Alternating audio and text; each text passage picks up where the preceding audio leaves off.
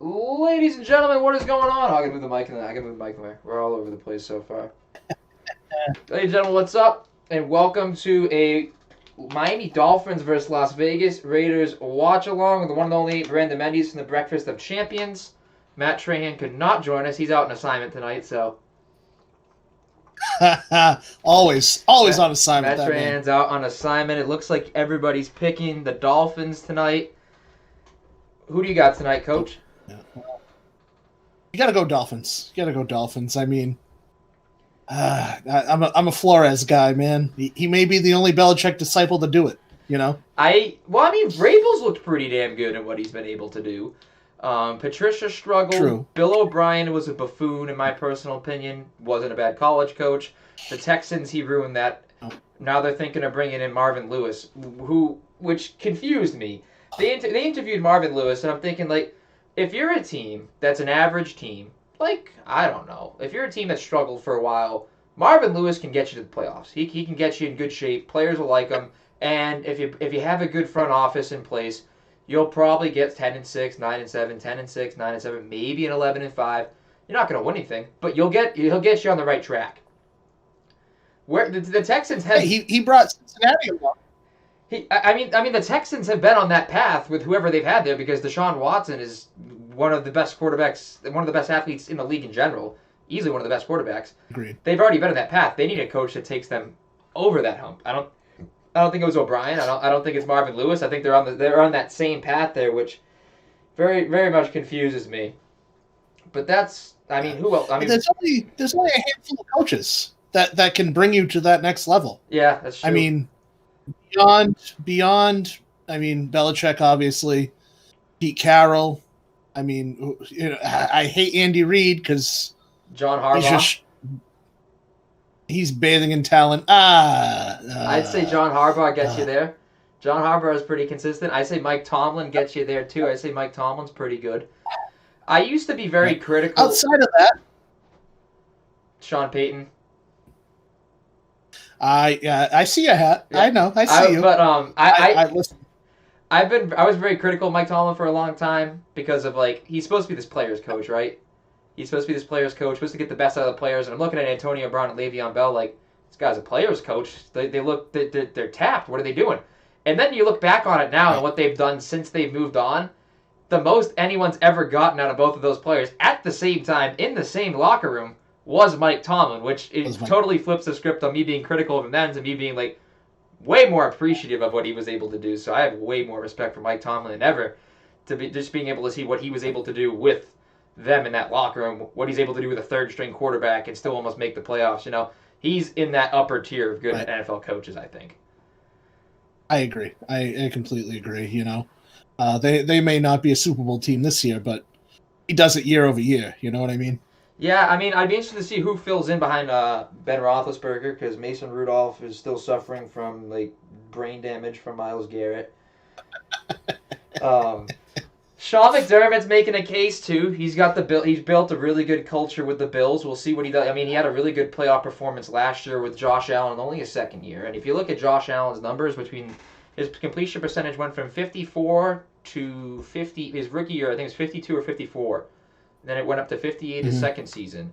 And then this year it's up to 68%. So, like, the numbers of growth for Josh Allen have been astronomical. And I remember back in the day, I would say, after the first year, I looked at Lamar Jackson, looked at Josh Allen, and I said, I'd rather have Josh Allen. And people looked at me like I'm crazy, you know, because, and don't get me wrong, Lamar is generational, his talent. He's a very talented quarterback, but if you're talking longevity and the ability to create a pocket pass, you cannot teach the arm strength that Josh Allen has. You can't teach you can't teach anybody to do what Lamar Jackson does either. But I'd rather be able to tell Josh Allen to stop running because he has that strong of an arm than telling Lamar Jackson that he has to be more pinpoint and has to generate that arm strength because there's only so much. The natural ability comes into a lot of play, and Josh Allen's natural ability is his ability to throw the football downfield. And now that he's completing 68% of his passes, he's gonna be able to run less because he can rely on his arm, as opposed to Lamar, who has to rely on his legs until he can get to the arm. There's not as much longevity there, even though both of them are very similar.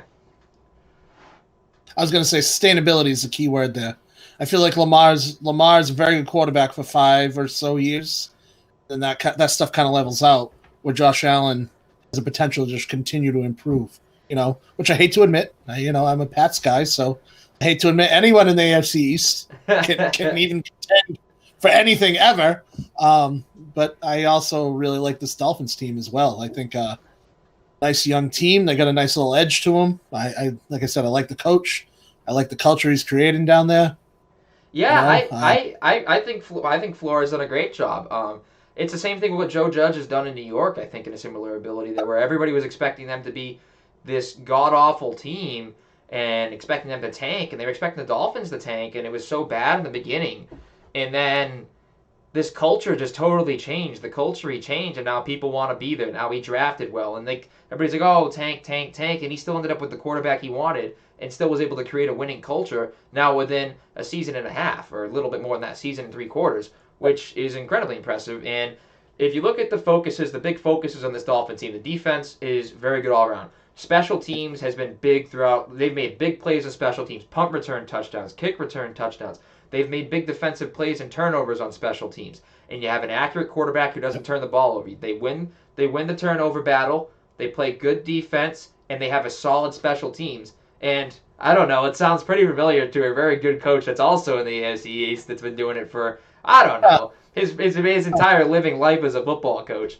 So not a lot of Belichick disciples have followed right in his footsteps, but Flores is right. I think a lot of those guys went ego style and kind of said, I want to try and do my own thing, like Josh McDaniels with Tebow and his own thing, and Bill O'Brien. But when you look at it, Flores said, guess what? I'm going to focus and harp on the same things that Belichick has, and who's had the most success out of all of them?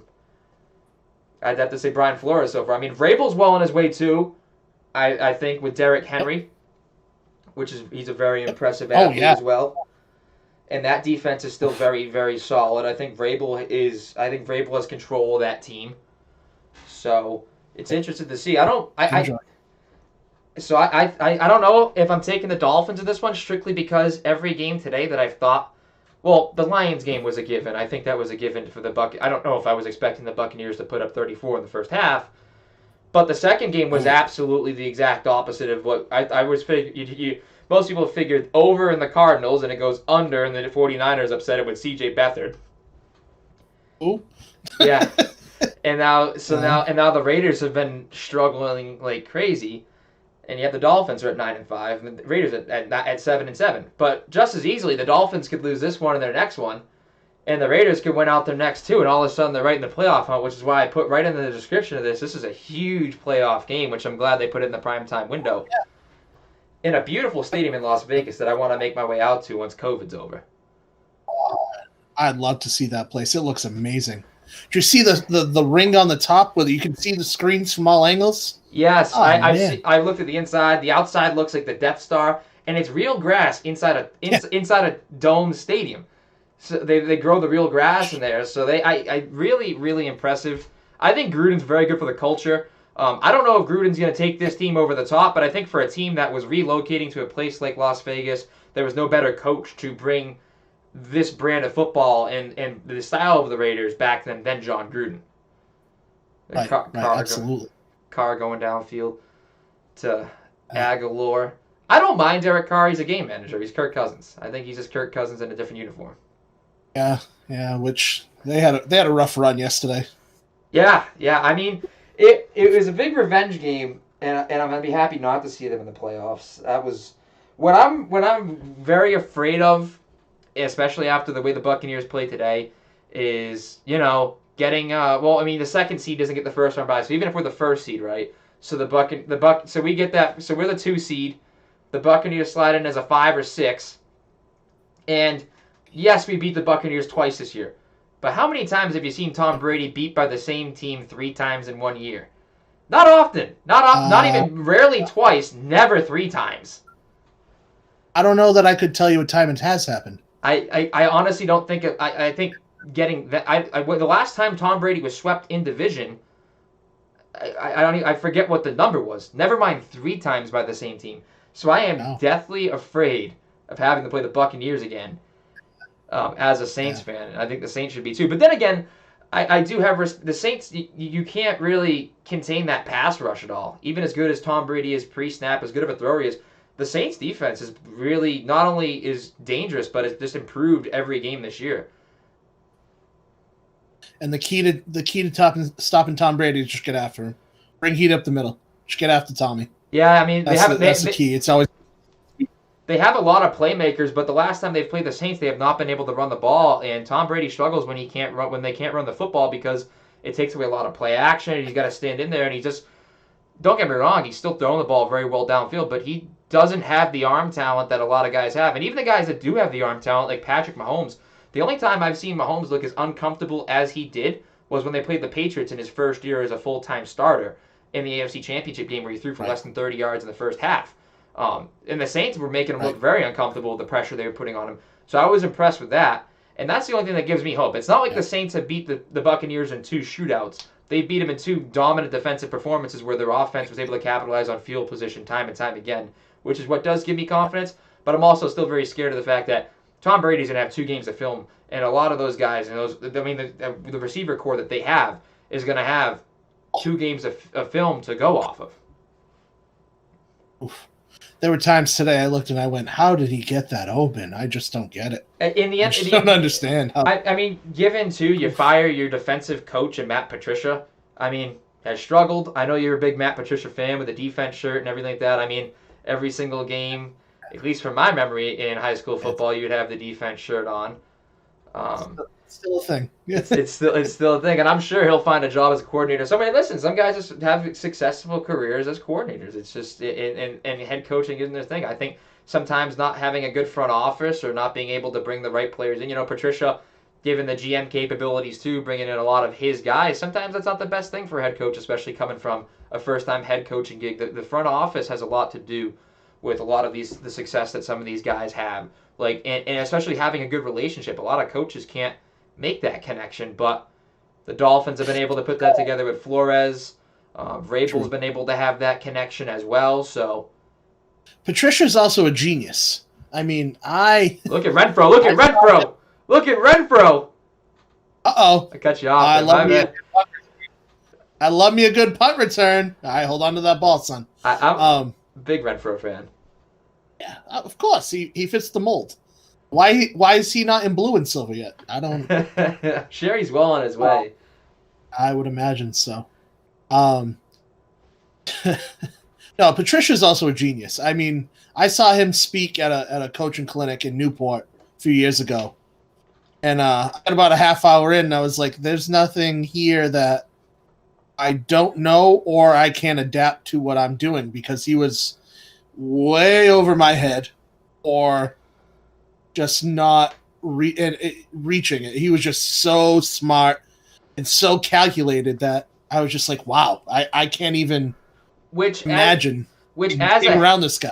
Which, as a head coach, might even hurt him a little bit, because that's a lot. I mean, if he's an information guy and he's a guy that's able to process all that, when you have to manage offense, defense, special teams, and the roster, that's sensory overload for a guy that relies so much on that. But when he's only calling one side of the ball, his mind is focused on one thing and one thing only, and that's stopping the other team. Now, it's a given, too, that the Patriots lost in that Super Bowl with Matt Patricia struggling. Of course, Malcolm Butler was on the bench. And then you look at a guy like Brian Flores, who was able to coach them to one of the best defensive performances we've seen in a modern-day Super Bowl. And then he gave Patrick Mahomes trouble again. They beat Patrick Mahomes in that AFC Championship. Shut down a Rams offense that was high-flying. Greatest show on turf round 2. Shutting down a genius in Sean McVay. So not only being able to contain a guy like Mahomes, even though it was his first year, to that many passing yards, only in the very little passing yards in the first half, and making Andy Reid have to make incredible halftime adjustments. He did the same thing to a young coach in Sean McVay. Of course, he's the understudy of Belichick, but so was Patricia. So it just says that I just think it shows differently. And when the Chiefs did play the Dolphins a few weeks ago, everybody's like, "Oh, that should be the same thing for the Chiefs." Did I take the Chiefs on the spread in my pool? Yes, I did. But I also said too, as a defense of that, to play devil's advocate, I was like, don't forget that Flores, not Patricia, was the guy who was able to beat Mahomes that year and make Sean McVay kind of look silly in that Super Bowl as well and really dominate for the Patriots. So it says a lot, I think, in terms of Flores, maybe even, I mean, just being able to, I think, handle that sensory overload a little bit. And I think putting his staff together, too. Patricia may never had guys on his staff. I mean, when you have a good coaching season, like Belichick's always losing his coaches, but it's hard to pull from other teams, especially when you're the Lions and you haven't had that success too. Right. Oof. The poor Lions. Love me some Barry Sanders, though. It's a shame. If you could bring back Prime Barry. Look at Nelson Aguilar. It's something. He hit or miss, my man. Hit or miss. I like Aguilar. He had a tough year. He just had a really tough year last year. He's had a couple drops this year, but I really do like. I think John Gruden's a big value guy as much as any coach. I think John Gruden's able to understand value. I think it's why he brought Marcus Mariota in. I think it's why he brings guys like Nelson Aguilar in. He traded Khalil Mack, but he brings in guys like Max Crosby and Cleveland Farrell and stuff. Like, I think he sees a lot in value. Has it shown up in the record yet? Not necessarily, but I also think that there's a chance that they can grab a quarterback too in the near future that sits behind Carr for maybe a year, maybe two. And if they have, and as Gruden's under a 10-year contract, he's not going anywhere anytime soon. At least not to my knowledge, unless they're willing to eat a big chunk of pay. I could see a guy like Kyle Trask or something that they put, they slide in behind him. Some of these kids that they have now, sliding in behind Derek Carr and then letting him loose once he's ready. And that was last week. That was the groin injury. I've pulled the groin before. Not fun. No, there's nothing worse than that. That is not a fun thing to feel. He doesn't look. He looks a little patchy now. I don't know. Is Renfro going for another 12 yards or so out of the slot?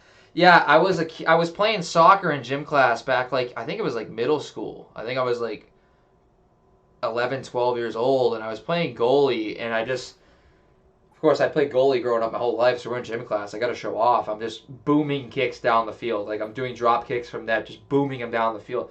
Wake up the next morning for my fall ball game on Saturday after Friday gym class, and I'm like, Jesus Christ, my leg was just I couldn't move. So, of course, it's a cushion at fall ball, so at that point, I've been from 9 to 12 years old my entire life. I'd been the 3 or 4 hitter for these teams, They got me a seniority runner. All I had to do was make it to first base. So I just hit, walked to first, and then they were able to just get somebody in to run for me because I couldn't move. I could hit, I just couldn't run. So I just walked to first base. It was, and for a young kid like that, for me, dealing with the groin thing, I dealt with plenty of injuries throughout high school, but at an early age, I was just used to playing through stuff.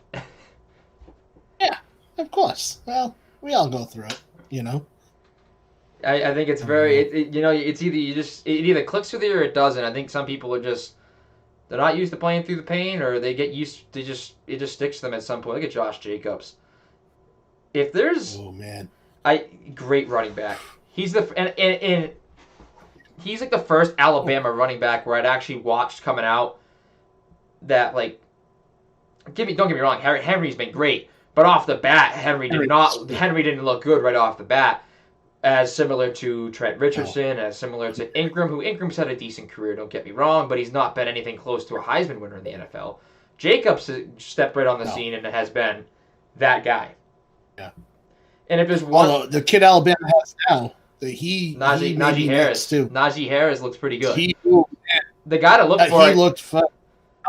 The guy, in the Florida game. The guy to look for, I think, is Devontae Smith. Devontae Smith's a Heisman candidate. I don't know the last time there was a receiver Heisman candidate.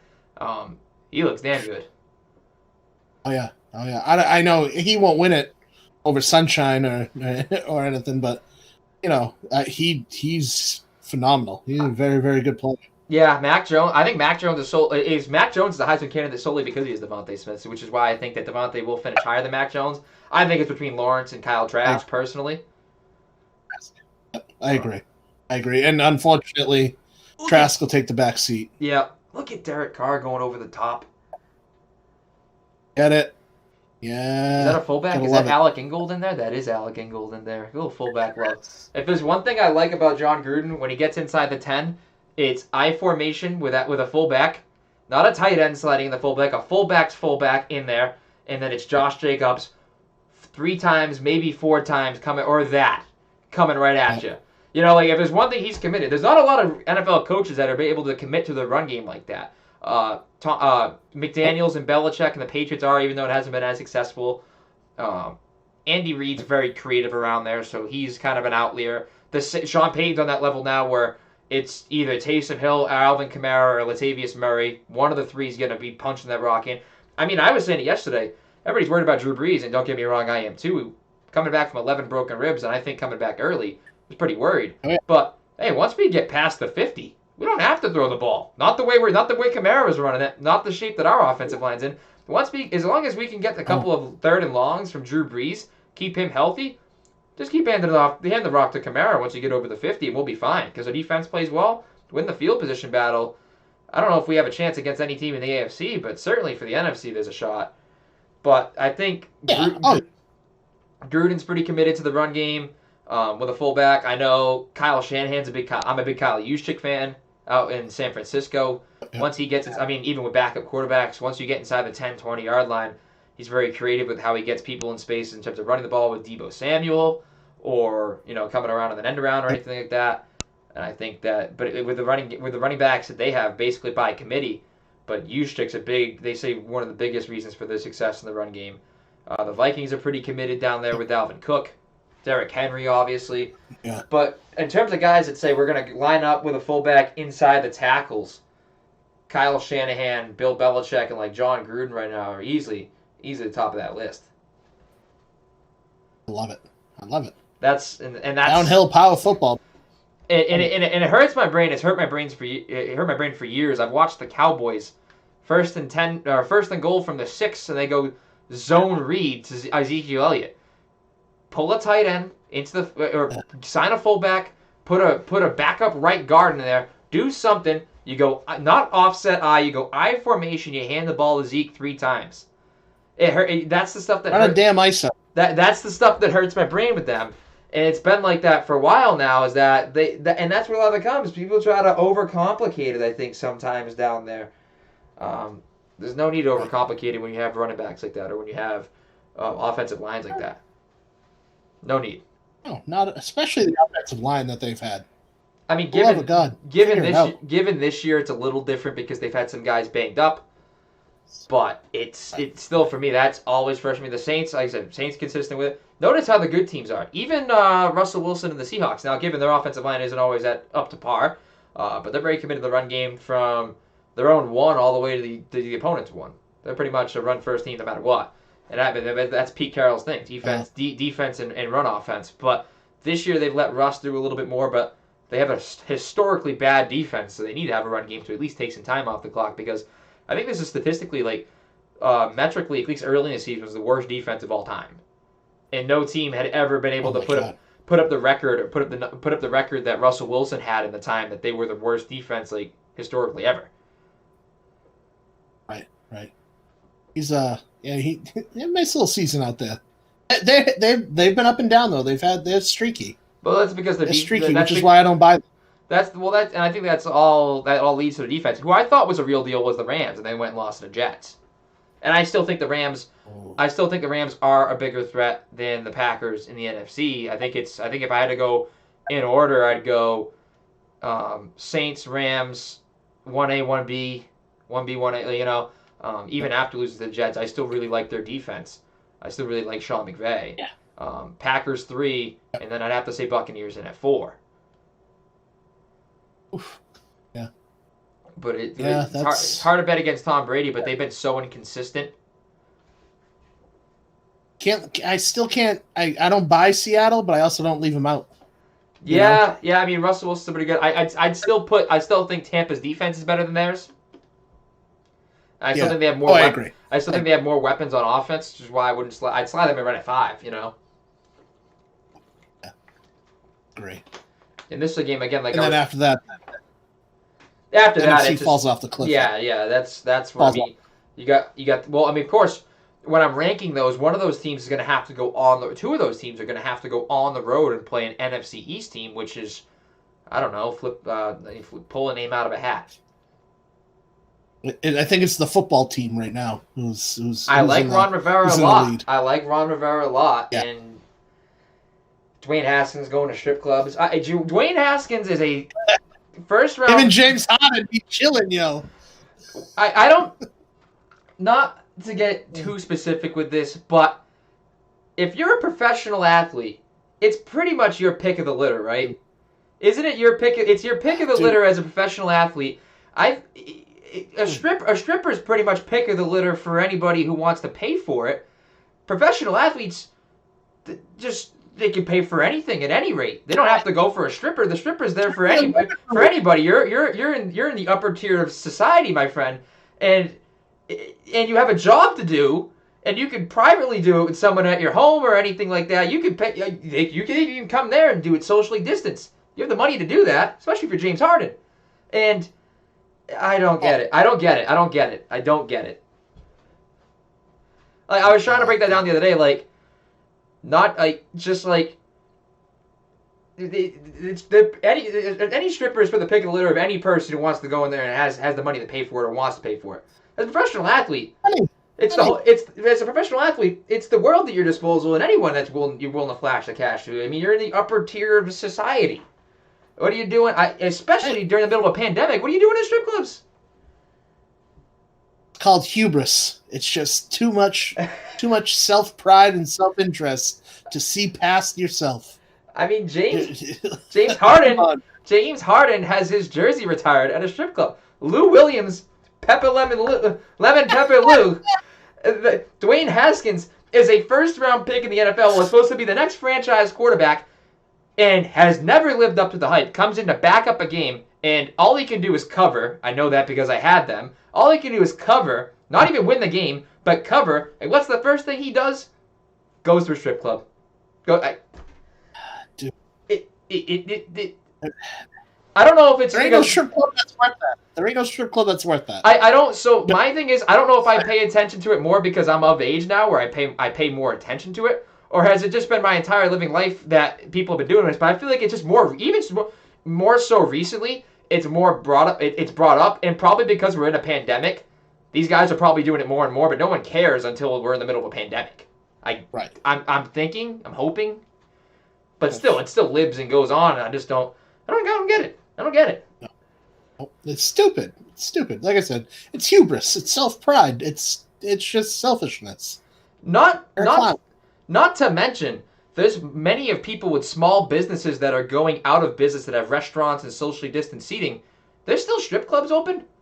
There's people that have grinded and sweat and put blood and tears into their small business, and they have to file for bankruptcy and they have to lose their business now, and they've done everything right by the standards of social distancing, and there's still strip clubs open. That doesn't make sense. I mean, given that's someone's small business too, but like, how are you supposed to socially distance at a strip club? That's not a thing. That's not. I don't know. I'm gonna get off the whole topic, but that was just my little rant. None of it makes sense to me at all. Because that's a rabbit hole that just doesn't need to be get into. No. I'm pleading the fifth on that one. But yeah, I just don't. Professional athletes, anybody really doesn't belong there, especially in the middle of a pandemic. That's long story short. It's called being a professional. Be a professional. Yeah. I'm a teacher. I there's certain things I can and can't do in public, and that's that. So I don't. You know what I mean? And they're not paying you. And they're not paying you. And they're not paying you $28 million a year to do that. They're not paying you. They're not paying you multi-millions of guaranteed dollars, no matter what you do, with the expectation to do it or not. Whether you're getting paid, whether you want to do what they tell you to or not, you do what they tell you to do, or they fire you. Right. Exactly. Exactly. And there's still more money at stake that's going to them no matter what. So yeah, there's my profession. I mean, I know. I'm not a money making figure. I'm not, there's not multi-million dollars riding on. Not yet. Performance at work. Not yet. Breakfast of Champions podcast. Not yet. Hey, we're working on it. But I also am socially responsible to those that are above me, and also to my family and my friends. Like, just health in general. Yes. Again, have a clue, figure it out. You know what I mean? Yeah. And I don't know. And again, 22, 23-year-old me, having a child, having a son, made me realize and appreciate life differently and all that. But I also was, again, not a multi-million-dollar public figure at 25 years old. So Yeah, for me, for me, it's so hard to wrap my head around guys like Kyrie coming out getting paid millions of dollars, and those millions of dollars comes to him from marketing and media branding and everything. Goes, I don't speak to my pawns. I won't speak to the media. Well, dude, you're gonna get fined every single day you don't, because you speaking to the media is what you're contractually obligated to do. People are saying, oh, well, what are you, a slave owner? Yes. No. He signed a contract. If he didn't want to get paid $38 million a year to play basketball and speak to the media about it, then don't sign the contract. Or sign the contract for $32 million, because that $6 million chunk misses out, that the team misses out on in media rights. People are like, well, the players make the money. That's true. But the players don't make money without a league. The league doesn't have a league without players. And none of it, without exposure, there's no money to go to the league and no money to go to the players. Kyrie Irving could drop 50 a game for a season, but if there's no media to care, there's no money or influx because there's no branding. It's a life cycle. And again, that comes down to that comes to the professionalism thing. It's stuff that I think is easy. Exactly, and that's scoring. It's scoring 30, and that's something that scoring 30. These guys aren't taught. I'm terrible, and I'm cutting you off every time. You're good. You're good. No, these guys aren't taught that, and I guess some of that goes back to, and I give, so you look at someone. Your first 2 years in college, like the NBA, you can't come out after 1 year of college. Well, Zion played 1 year of college. Has he done anything stupid yet?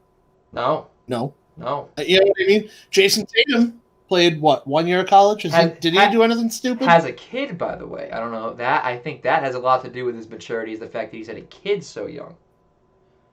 But Jaylen Brown, Jaylen Brown came out very young, too.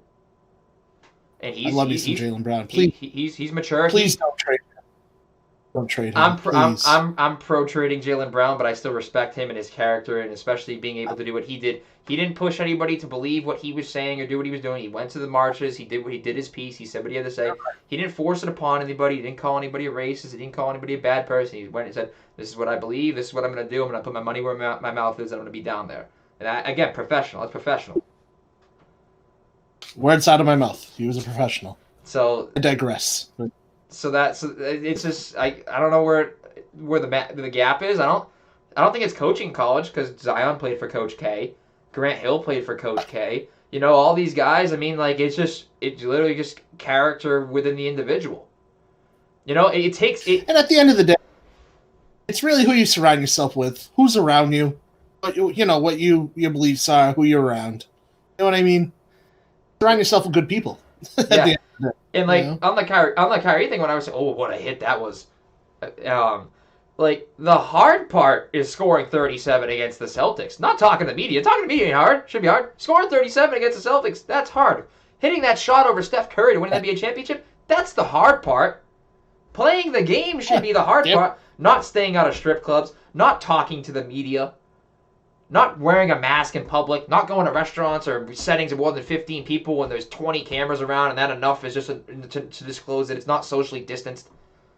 That's my math. That's my math on it. Oh no Gaskin tonight, huh? No, he's back there. Okay, good, because I didn't put him. See? Fantasy championship this week. I'm in the first loser game, but I got Kamara, so I'm okay. I already. I thought he was going to get 7. I thought he was going to get 7.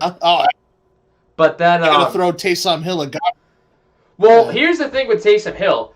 Everyone in the country everybody in the continental U.S. and around the world that was watching that game was thinking Kamara's getting this ball. So when Taysom Hill pulled it, not a single person on that field or a single person in the entirety of this planet thought that he was going to pull it from Calvin Kamara on the 1, which is exactly why he walked in untouched. Yeah, I know. But still, it still stings. Yeah. That's like, man, Taysom Hill. He lost me. He lost me the championship. Well, the playoffs because he couldn't figure out how to get Alvin Kamara the ball for 3 weeks. You know. Yeah. Well, he pissed me off with the Eagles game. Well, the Saints defense pissed me off that game too. Yeah. Taysom Hill. Yeah. You're watching Jalen Hurts run all over you. Haven't you played Taysom Hill in practice for the last 3 years? Haven't you played the same guy, probably better with more experience in the last 3 years? You played defense against Pat Mahomes well, Tom Brady well twice. 2 of the greatest quarterbacks anybody's ever going to see on this planet. Then Jalen Hurts comes out there and you get run all over by Jalen Hurts. Even Taysom Hill's been on your squad for 3 or 4 years, and he does what Jalen Hurts does better. Yep. I know. Talk about frustration for me. That was the most frustrating game. It's just not even a Saints fan. It's just a football fan. Even a biased fan watched that. I've been like, how does this happen? How are you letting this happen? I can't say how much money the Eagles have lost me over the years. If I had whenever I bet, anytime that I have since the Eagles covered against the Saints in the playoffs 2 years ago, I think, or a year ago before the Vikings game, or 2 years ago, when Nick Foles was there the year after the Super Bowl when it was Nick Foles because Wentz got hurt again. I've pretty much been like, all right, we're gonna in my pool or any money that I'm putting down, I'm gonna put on Nick Foles, and Nick Foles has lost me the money every single time. Has never covered for me, never done it for me. But those Patriots Super Bowl had my money in the Pats in that one, and we lost that one. Anytime the Saints have played any Nick Foles or Eagles team, nope, can't. I just every single time. I don't know what it is that team. Because Peterson's lost them. Big Richard Nick Foles. You know. Big Richard Nick Foles. Except when he's on the Bears, he just can't do anything for me. The Bears are in disarray. I like Nagy too, and they've been better since he has some play calling. I think he doesn't give himself enough credit for how good of a coach he is. I think he was trying to kind of push the envelope with play calling because he thought that was his strength, but I don't think he was giving himself enough credit for how good of a coach he was. And they're having results now with somebody else calling plays, him trusting in his staff, and him managing a team, which I think is good, which has totally changed in the fortunes of them. Whether it gets into the playoffs, I don't know. Even with Mitchell. Who, by the way, I can see in a Patriots uniform in the very near future. Ugh. What would you think of... I had that conversation. What would you think of Minshew in a Pats jersey? Only if he keeps the mustache and the mullet. It'd be better than Cam, though, right? Oh, I hate that Cam Newton was not good this year at all. I hate it because I wanted him to be good. Yes. I like him a lot. I was a huge Cam fan out of Auburn. I remember the year he played in that national championship against Oregon. I had strep throat. I slept the entire day. And I woke up like an hour before game time. I'd slept the whole day. I was staying up the whole night. My mom was like, what are you still doing up? I'm like, watching Cam Newton dominate Oregon. Yeah. And I was a big fan of Cam all the way through. I wish he'd quieted some stuff down, was a little more professional in a sense. But, I mean, the guy got into a car crash, played the same week. I just think that his shoulder injury and his mechanics are so bad. He can't the only thing that he can do consistently in terms of throwing the football is throw it within 5 yards. The only thing he can do with anybody's confidence or any consistency is make a 5-yard check down. Downfield is it's a 1 in 20 chance that it's even in the same zip code as the receiver, and that's because of his mechanics. Yeah, that's because of his mechanics and the past injuries to his shoulder that I don't think he's ever been able to recover from. And that's a shame. I hate it. I hate that he's not good. I wanted him to be good. And not just selfishly because he's on the Patriots, but I like the dude. Like, he's never, again, another guy who's never really done anything. I know he's a little outspoken, much with the whole the whatnot. Generally not my thing, but I liked him a lot. He was a good player, good leader and such. And I think he was very likable this year, too, with how he spoke to the media. They were talking about injuries and stuff, and I agree. His unique answers were like, the powers that be said I could not speak it. When Belichick told me, they asked him about like Edelman or an injury with someone, and he goes, the powers that be say I can't speak on this matter. And like Ryan Hannibal tweeted out that I think this is the best answer I've ever heard in terms of the best answer that wasn't an answer I've ever heard. So his character, I think, is really developed here, which is why I was hoping he could be good. I'm not like a big Pats fan, but I was hoping Darren Waller, my goodness. he's single-handedly killed me in the semifinals. I think Single-handedly. he single-handedly killed people a couple times. The guy's had like 15 catch games. Uh, and I remember watching. You remember watching the Hard Knocks, and everybody on the Raiders said like, "Who's due to break out this year?" And they all said Darren Waller.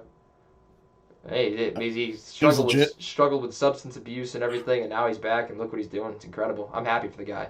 But yeah, back to the Cam Newton thing. Like I'm just like I thought that was going to be the big worry. Was he going to be able to do? What was his character going to be like? Is he going to be able to be a Belichick guy? And he's done all of that the right way. He just hasn't the ability's been the miss.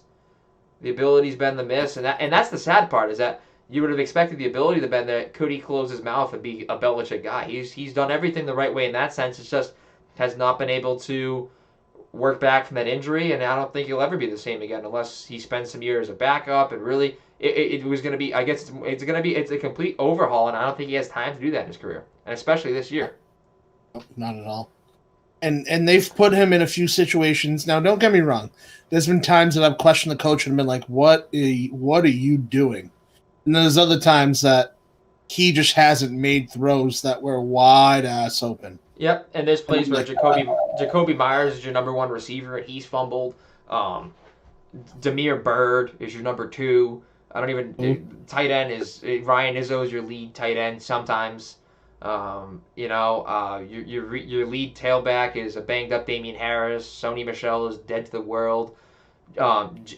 James White's the guy calling out blitz coverages, but isn't playing a lot of snaps because Cam isn't able to read the defense right the way the Patriots need him to call out the mic and stuff. So it's been James White that's been calling out the defensive reads, but James White's not on the field for more than 20 snaps a game. So that's not good. So that's the whole mess of it. And he just doesn't have the raw athletic ability that he once had. Running the ball, he just doesn't look the same.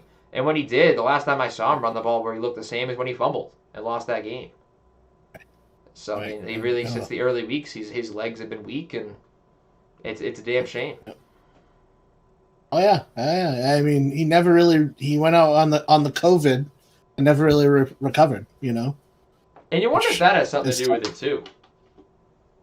We don't know. You know what I mean? Who knows? Not like he'd be the one to make an excuse. I don't think Cam Newton's ever been an excuse guy.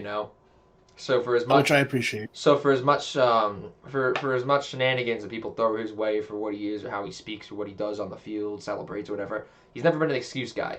He demands a lot of himself regardless whether he's struggling or not, which is what which I still appreciate. He posted a great hieroglyphics Instagram post the other day. See, that's the stuff that gets me. That's the stuff that people are pissed off at. Like, dude, it's one thing to make Instagram posts and stuff about the game and talk about how you need to be better. It's another to take the goddamn time to post it at Windings. That's a skill. That's a whole ass skill. He just puts it into a translator after. He types out his message, then he codes it after. He ain't typing it out like that. Actually, it wouldn't surprise because if he can type it out and read that and he can't call it the Mike linebacker, then yeah, he deserves to be cut. If my man can read Windings word for word and type it out and understand it, and he can't call it the Mike linebacker. Half moon triangle X. If he can do that and he can't call it the Mike linebacker, then yeah, he deserves to be cut, and it should be a while before he gets another job as an NFL quarterback. That's a problem. And now that you mention it, it wouldn't surprise me if that's the case. Oh, not at all. Not even a little bit. and here's what I was trying to touch on before the game. The Raiders have no business winning this football game, but here they are dominating. Oh yeah, and I'm not surprised. Two has been uncomfortable all game. Waller's looking pretty good. Carr's managing the game, and Josh Jacobs is running the ball well. But third and 8, we'll see. And right as I say, that's a good little jinx right there. Sorry, Derek. That was a good announcer's jinx right there. I was reading Van Ginkel, so I said ginks. Yeah, that's okay. Yeah, it's quite the name. It's a Freudian slip. They call that, right? When you're thinking of something else, or you're thinking of something when you're trying to, and you say something else because you're looking at it or whatever it is. Oh yeah. Yep. Oh yeah. I do it all the time. It's okay. We'll see. Oh, they got a punt. That sack is huge. Hell yeah. He just got bullied. That's no good. He took you out. You lost 3 there. That's tough. That's tough. So let's see. What is the Twitter sphere? We're gonna. I haven't looked at Twitter. I haven't looked at anything on my phone yet. Coach Pont throwing out a like. What's going on, Coach Pont? Oh yeah. Coach Pont dropped a like. Good. Coach Pont dropped a like on Nice. it. Who else we got in here? I'm gonna retweet it out there. We got 4 people in here. Nice. Let me go over to my personal, and I'll have to go on over to me. I think when it's live, it goes right at the top. No, okay, there it doesn't.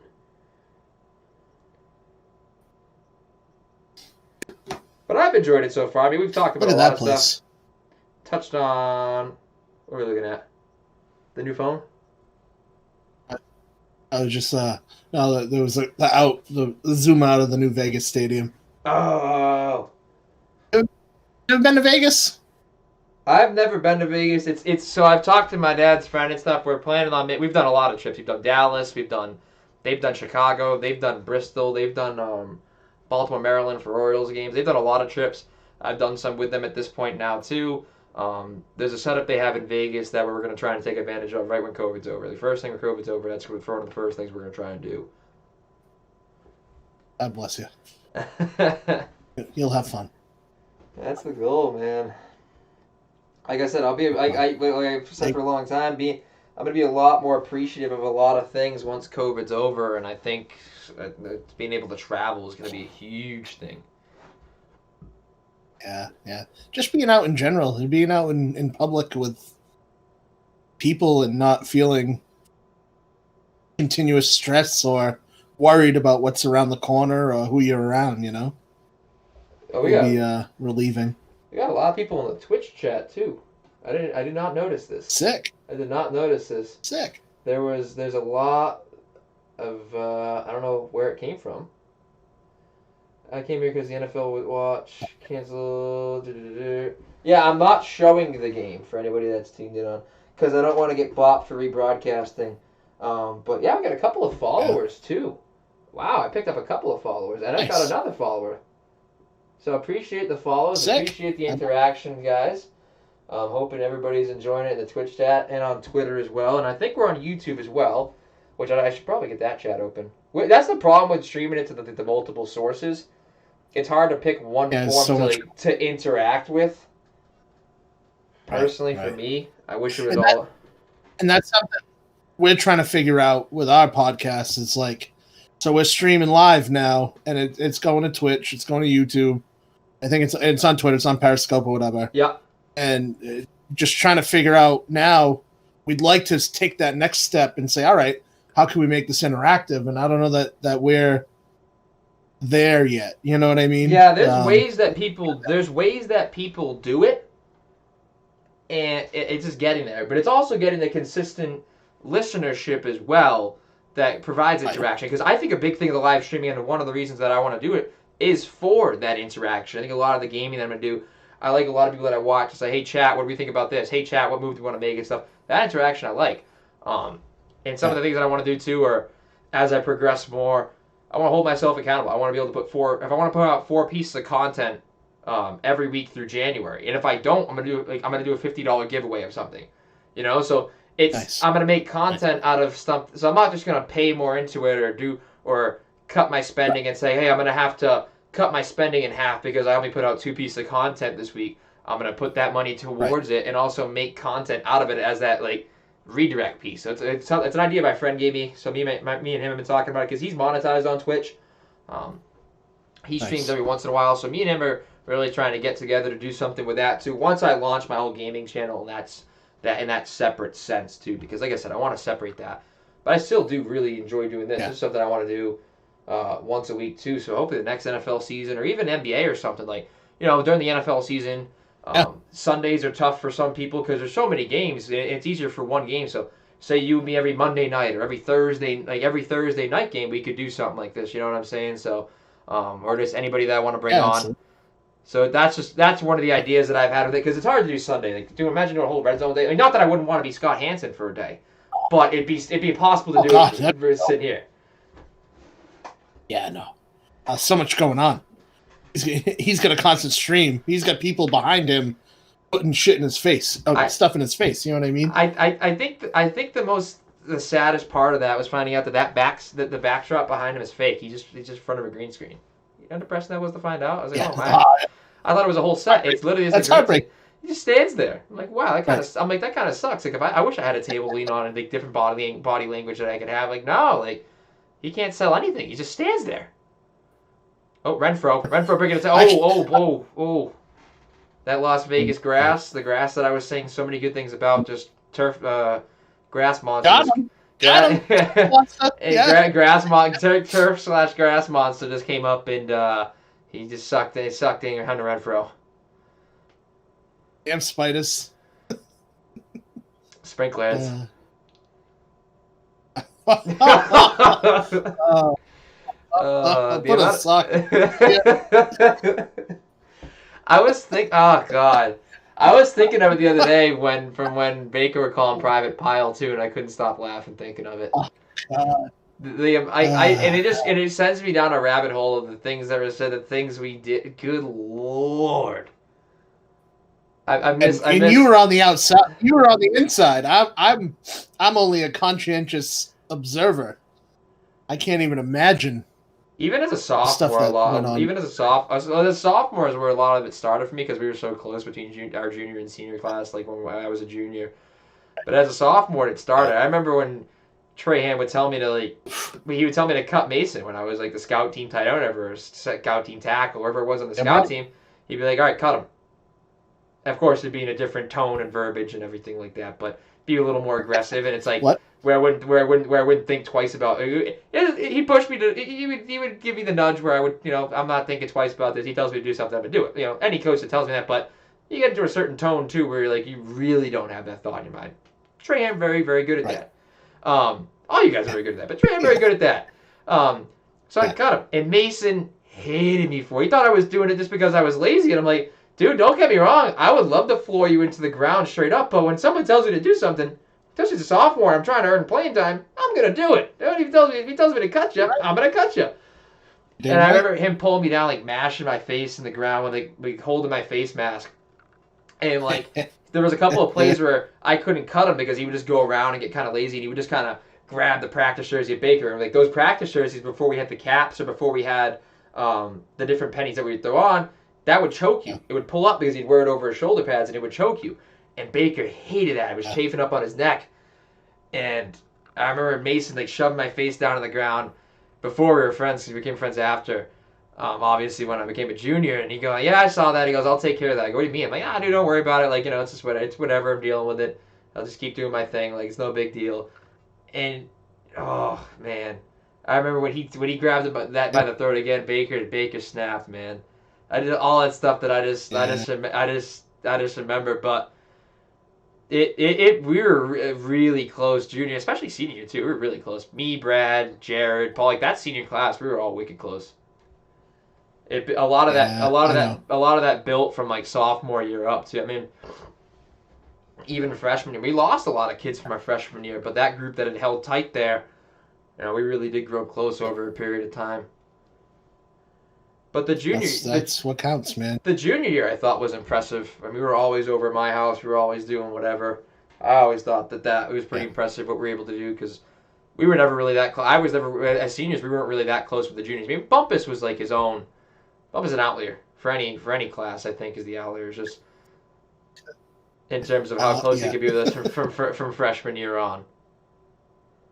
Yeah, well, he was groomed early. What was it? I think it was the first day where he tried to do conditioner with us was not a good one for young Matty B. No, he took a nap on the bleachers. He took a nap on the bleachers, real early on. But like any other freshman, like in any high school that would happen to, it would just be like it would have been. It was just different. It felt different. It's like, oh, it's just bump. It's like he's fine, but he'll be fine. Like we just knew because of like his character. But like anybody else would have been like, "See, told you so." But like with like the way like this the bump that certain people like at that age, especially Bumpus, like could hold himself. It was like, he'll be fine. He'll get through it. His ass showed up the next day and never let down for 4 years after that. So, yeah. So like, that's the same. Some people you can just tell like that. I was never worried. Like some people have been like, see, told you, didn't have it or whatever. But like with him, it was never like that. Where it was just like, it's like just let him get his in. He's young, that's what it was. So some people you can just just tell early on, I think, and Matt was one of them. And stuff.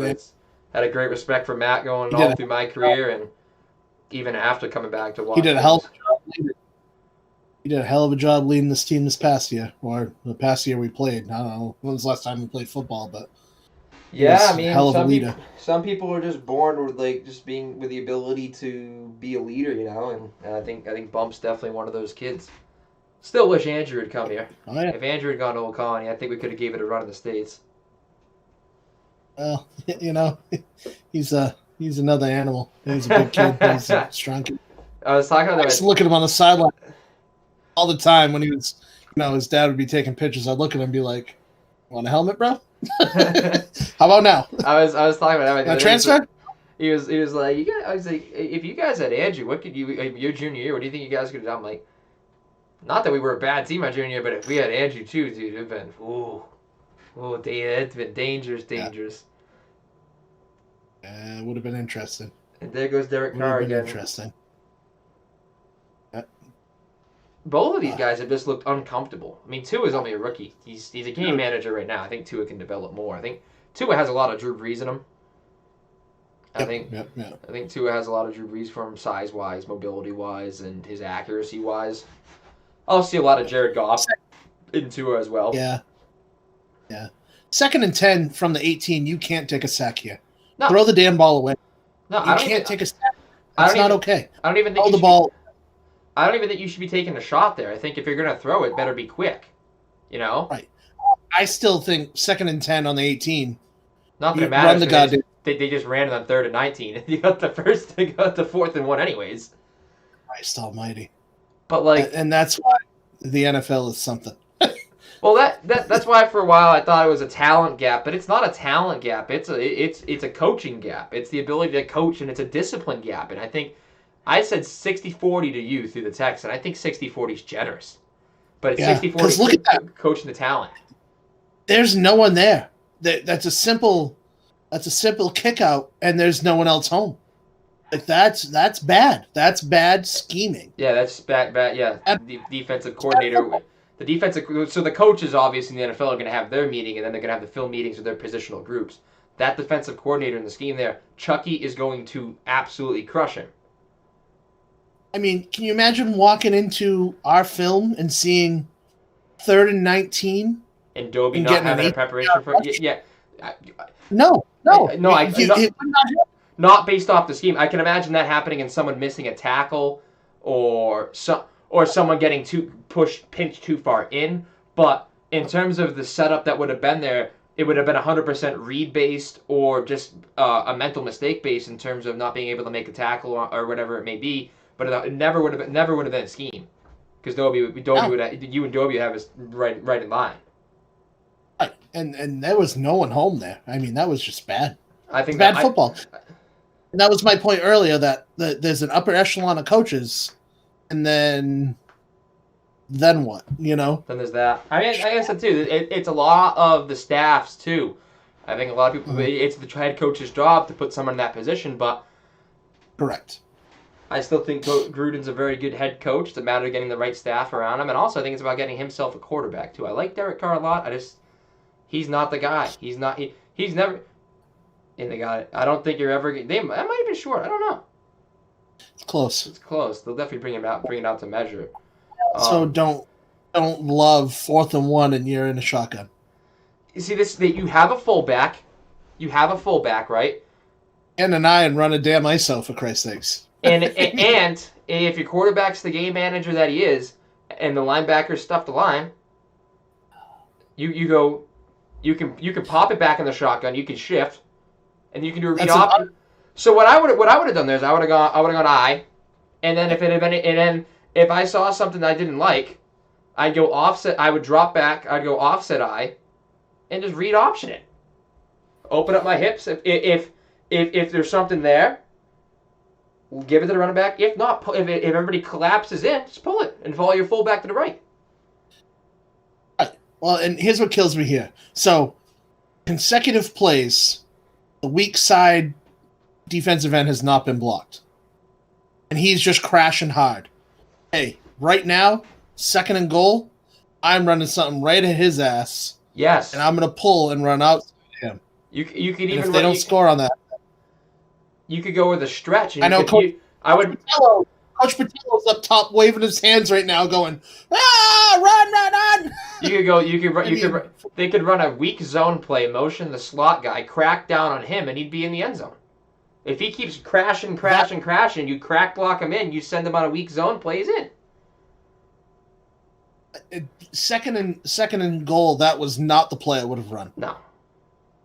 Not even a little bit. That's not. Oh, that wasn't mesh. Oh, what did we call that?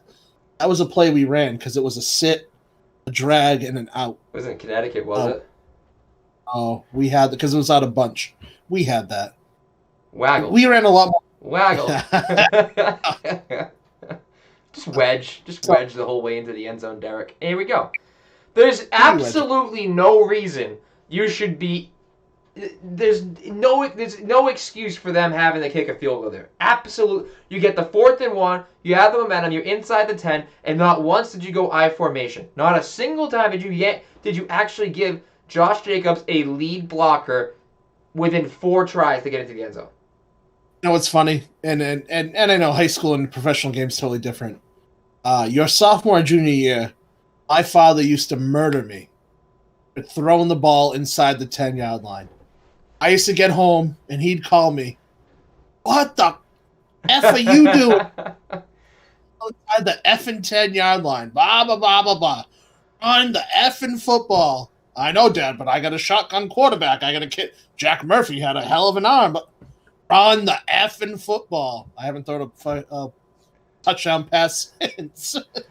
Yeah, no, In fact, the last person to throw a touchdown pass in Old Colony history, Brad Plissy. Yeah! That's a good trivia question, and I knew it. Man. Was it Kyle? Was it Brad or Kyle? Yeah.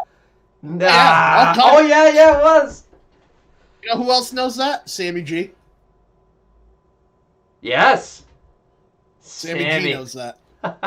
He called me out on it. That is funny. I still look back on the film where I decleated the kid and Brad threw the 2-pointer to Bumpus. Oh, that was great. That's one of my all-time favorite plays. Yeah. I think it was Paul Gagnon on the camera. Paul Gagnon got so excited, he just the camera was fumbled and everything. He didn't even catch the picture because he's too busy watching. I don't blame him. That's one of the best games I've ever played in my entire career. And one of the biggest compliments I've ever been paid by an opposing coach in the Taunton Gazette.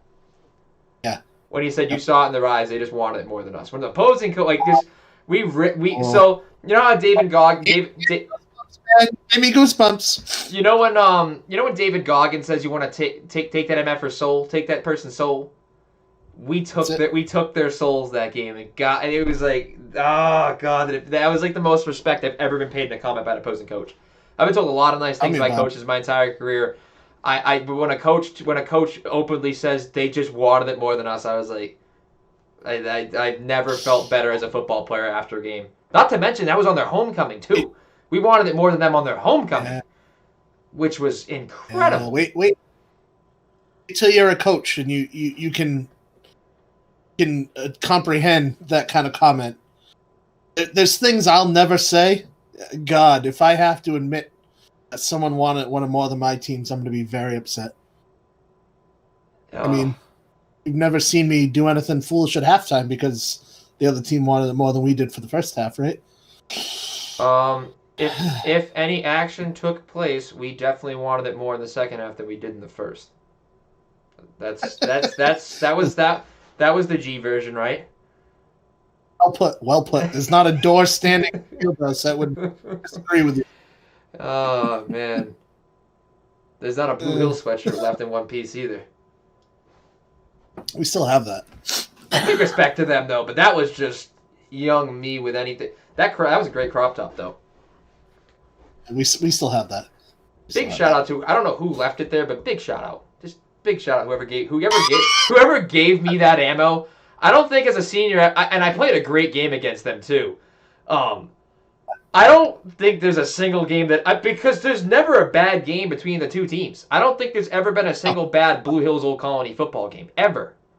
It's two great teams, a bunch of good kids that respect each other and play the game the right way. Yeah, there's no fights, there's no late hits, and it's double wing and double wing in disguise. When I was there, spread disguise, double wing. Program coaches, respectable kids. That's the way high school football is supposed to look, you know. I still like to go back and look at full game film, like watch the whole game. I've never cried tears of like, oh, we lost, or I've never cried like, oh, I screwed up. Like ever since like I was younger, and at a young age, even my dad taught me like, they ain't crying. It's sports, bro. Don't cry. So, but I had to be like, obviously you're 6 and 7. It's different. Like you get hurt or something like that. Like it's a given. But like obviously like high school football, like I'd never like there were kids that would take it seriously, be like crying after losses or after they threw an interception or something. That was never me. That was just get them next time. As nose to the grindstone, But I have cried tears of joy once, and when we beat Blue Hills for that first state playoff win, I was just overcome with emotion. Like I don't even there were just tears pouring down my face. I still have I think I still have the picture of it somewhere, where you're gonna see my eye black and I can just run down because I was just so emotional after I got that sack, especially considering the events that had taken place in the game before. Like, can't script that stuff. Not even Spike Lee could have scripted that stuff. No, that was a hell of a series with them that year. You know what I mean? Each game came down to the last play. I mean, again, that's the way high school football is supposed to look. Oh, what do we got here? We a little tiger going? Wildcat. The Dolphins originally installed that way back a little while back in the day. No. Yeah, it worked that one game. It never worked again. I told you I told you I met the Blue Hills quarterback that I had sacked too, right? I told you that I had met him, right? And because he had sent me a message on Instagram, and I was like, oh, that's the kid from the house that I had been at. And he goes, hey, you play football at Old Colony? I was like, yeah, who's asking? He's like, I played football at Blue Hills, and I was like, I was like, oh yeah, what position? Because I was the quarterback. Like ... I was like, ooh. Now I see. I'm like now I see what we're getting at. Like, oof. Send him a screenshot. You could, but he would just send me the stat line from the first game where he was like 3 of 4 for 175 yards and 3 touchdowns.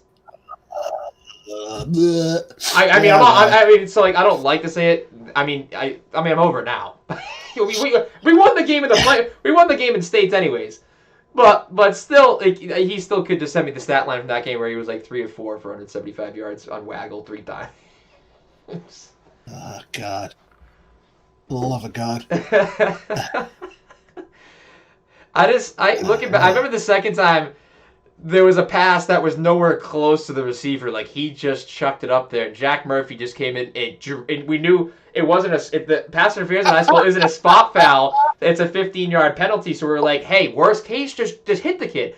Ball's nowhere close to the kid. The kid's just standing there, and then Jack comes in from behind and just absolutely forearm annihilates him in the back of the helmet. Kid goes boom, hits the ground hard, and we're all looking at Jack like, Jack, Jesus, Jack, the ball wasn't even close. And then Jack's like, what? Like Jack was looking around like, what did I do? Like, I mean, Jack, like if it's a close play, you hit the kid, not like Jesus. If he's gonna beat you, you're in the middle of the field. Jack just came in and drilled the kid. I was like, oh man. I guess that's on me for putting our 6'3" quarterback only in on key situations on defense to play cornerback. I mean, I guess I'll own that one. I remember when he drilled the kid without a mouthpiece in, and the ref chewed him out for it. He was the kicker, and I remember he lit the kid up on kickoff, and he forgot to put his mouthpiece in because he was kicking, and the referee chewed him for it. So many little memories. I remember.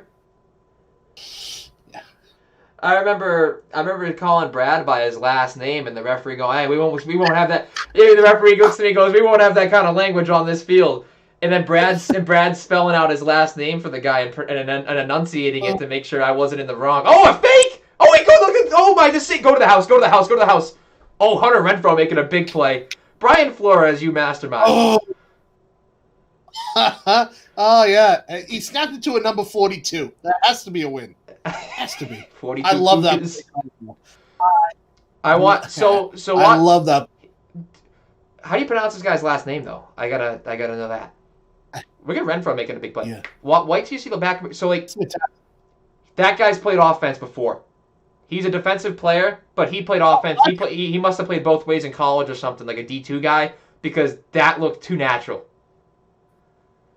Yeah, good luck pronouncing that one. Dude, it was like there were way too many vowels in that name. I love it. Well, the J in the third spot in the name automatically makes things cuckoo. He's definitely Eastern. Apologize. Definitely Eastern European. Yeah, you can't. I mean, Yeah. It's not even the quality. I just genuinely can't. Well, let me look it up on. I'm gonna go on Bleacher Report here and see. Let me see. Hell of a tackle. Fejedelem.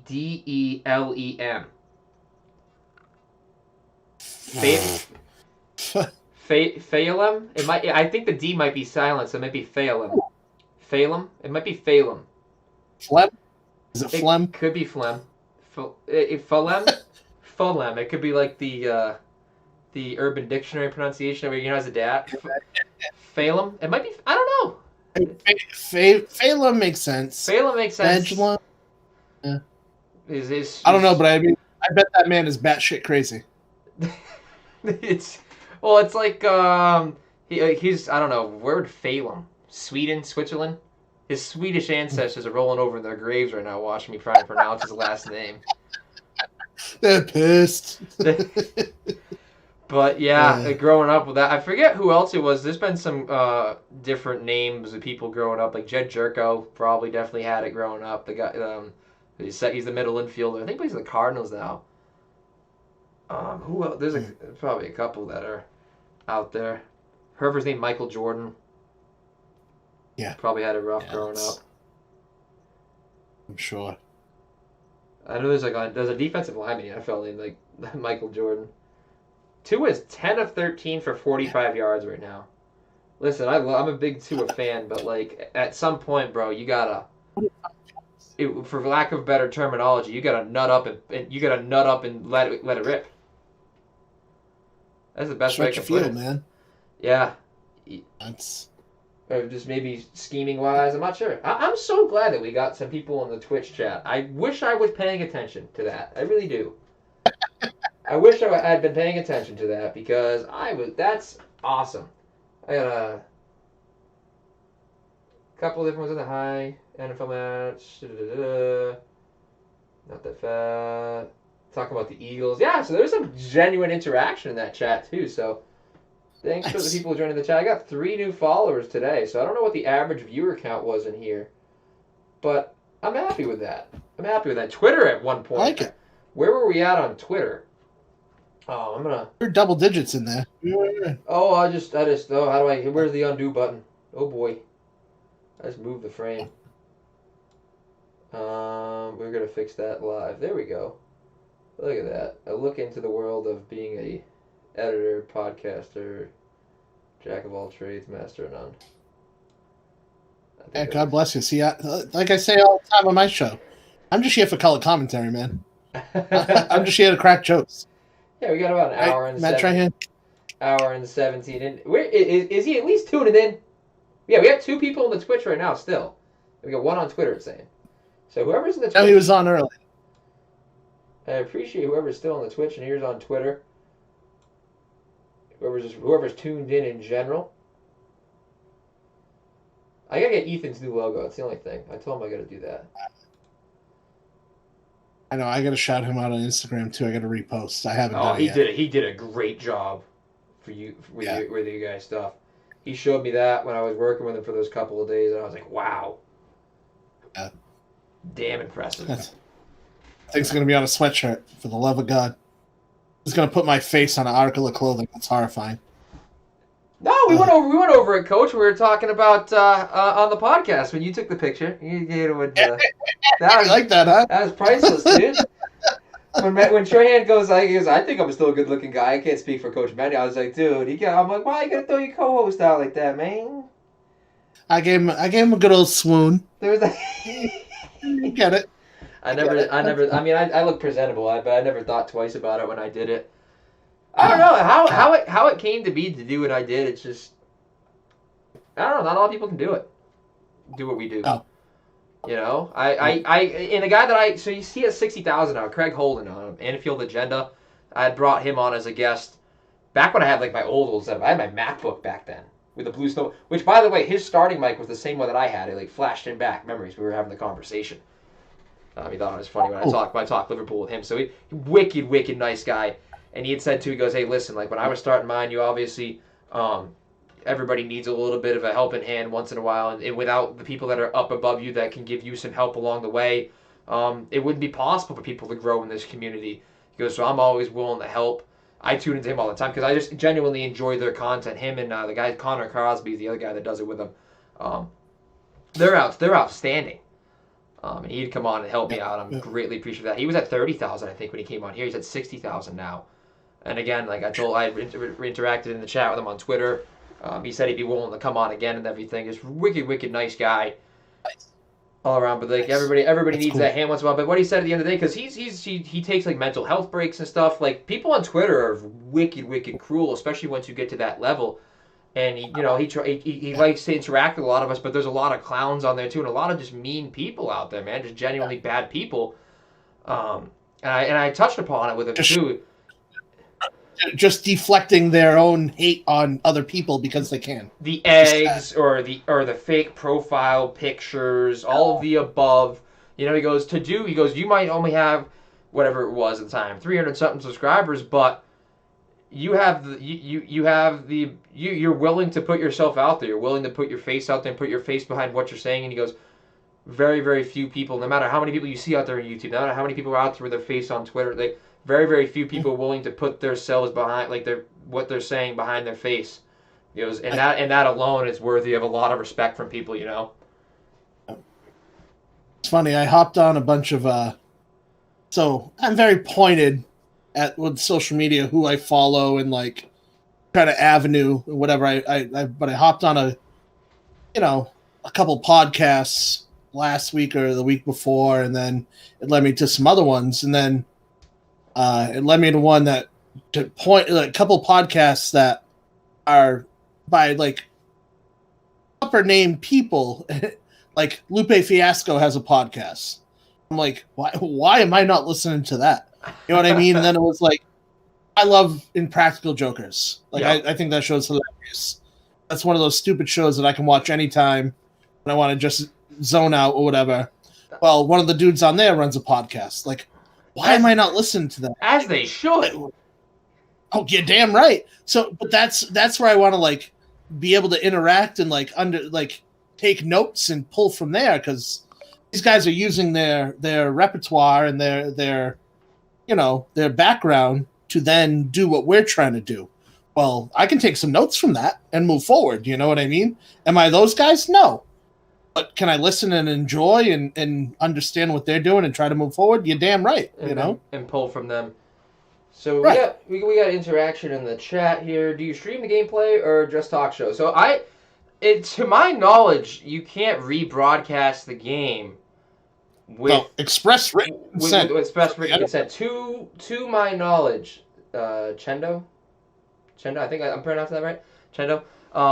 To my knowledge, if I'm wrong about that, please let me know. I would love to stream the game with our face cam over it. Don't get me wrong, I would love to do that if I can legally do that without getting busted. To my knowledge, I cannot do that, but I am more than willing to do so if I can. So I mean, that's more research I'm going to have to do down the road. And hey, if I get to the point where I can slip a couple bucks to the NFL and do such a thing, I don't think it'd be more than a couple. I think it would be way more than a couple bucks. But hey, if I can make it a possibility in the near future, I would.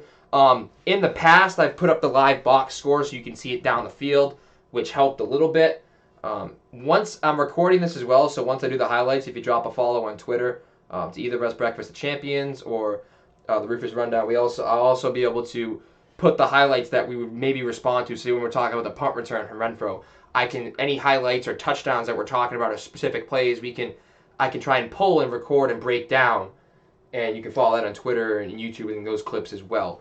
But in terms of the live stuff, I'm not totally certain of what the rules are with that, and I'd rather be safe than sorry before getting bopped down, before I can actually get anything going. Last thing I want to do is piss off the NFL when I'm trying to, make my own income off of talking about the NFL. But I do appreciate you asking. I do appreciate you tuning in. But yeah, what you were saying with like the poem for the pod. You know who needs a podcast? I think he has a podcast. Kid Cudi. I would listen to a Kid Cudi podcast in 2 seconds. Oh yeah, oh yeah. But yeah, his new album slapped. Yeah, his new album was very good. Music You Murdered By Side B was good. I was a big fan of that. Yep. He don't change much, man. He's just an angry dude when he gets on the mic. He goes out there with the purpose of pissing people off, but I respect it because not many people can do that and take the heat for it. You get in your mood, man. That's mood music for me. Sometimes I'm in that. I zone on that. Yeah, pregame. There's always a couple pregame songs of Eminem. I mean, Till I Collapse was on. I think every year you had it on the pregame playlist up there. The pregame. Yeah, I mean, I looking back at my senior year, I loved being on Ox. What? Oh, Fight Night was ours. Fight Night was ours my senior year. Fight Night was our hype song. Oh yeah, Fight Night Goosebumps.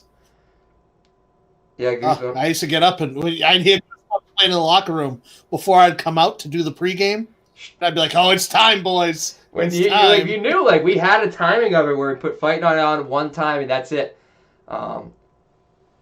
Always for me, not the national anthem. And people laugh at me when I say this. I don't get pumped up by the national anthem. I don't get like psyched up, like ready to run through the wall. But like when I hear the national anthem, like that's the last thing you hear before, like you switch into the zone for me. So the national anthem never got me hyped up in a sense. But the national anthem always got like, it's where I would close my eyes and when I opened it, I was in a different zone. I was in a different world. I went from being ready to get ready for this game. Yeah, that's when I really settle in. Like, that was my moment where I would decide, like, all right, here it is. Like, that's it. Like, it would totally change my mindset. I go somewhere else. I'm on a different planet at that point. Like I said, I still get goosebumps. I would always close my eyes and just listen to it, just lock in. And there's no other feeling like the national anthem. And not for the sense of, like, national pride or anything. Not saying I don't like my country or anything, or, like, I'm some big freedom junkie or anything. It's just the timing of it and what the national anthem meant in terms of the time of the game for me. There was no other feeling like the national anthem in terms of what my mind would trigger in my body, the way the adrenaline would react, and how I would just feel before kickoff. Man, and athletes know what I'm talking about. Football players, any athlete that before the net knows exactly. Any coach, any like athlete knows what I'm talking about. I'm like when I'm saying it. Hopefully, it's relatable. Like I said, 10 years of coaching, I still get goosebumps every time it comes on. I can't be near anyone. I have to be away. I have to be by myself. It's still. Oh, we got 4 years of playing, 10 years of coaching. We got 8 viewers in the Twitch. We got 8 viewers right now. Sick. So let's get after it. I love it. One timeout left. Derek Carr trying. I mean, he's don't get me wrong. He's managed the game. Tua has managed the game too. He's just somebody at some points, like I said, got, for lack of better terminology, got to nut up and make a play. Exactly.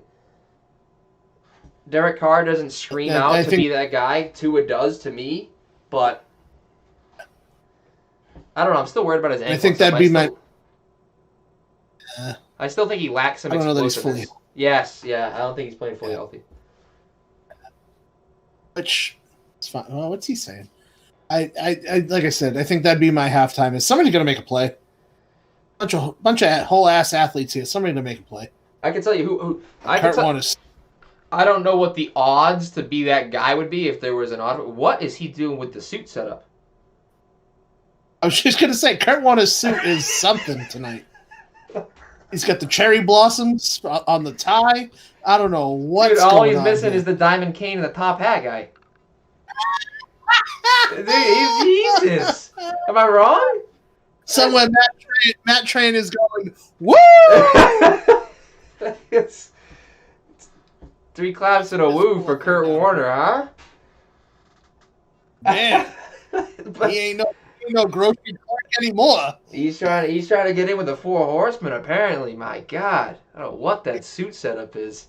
That's going in the highlights for That was a sure. piss, Like I said, when I'm recording this, that I'm was going to post highlights. I love it. That was a piss poor third down play call, by the way. Piss poor. Yeah.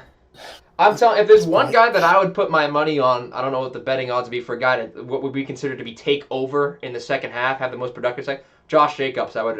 If I had my money anywhere, I think Josh Jacobs is going to be the guy in the second half. Especially with a lead, ride him.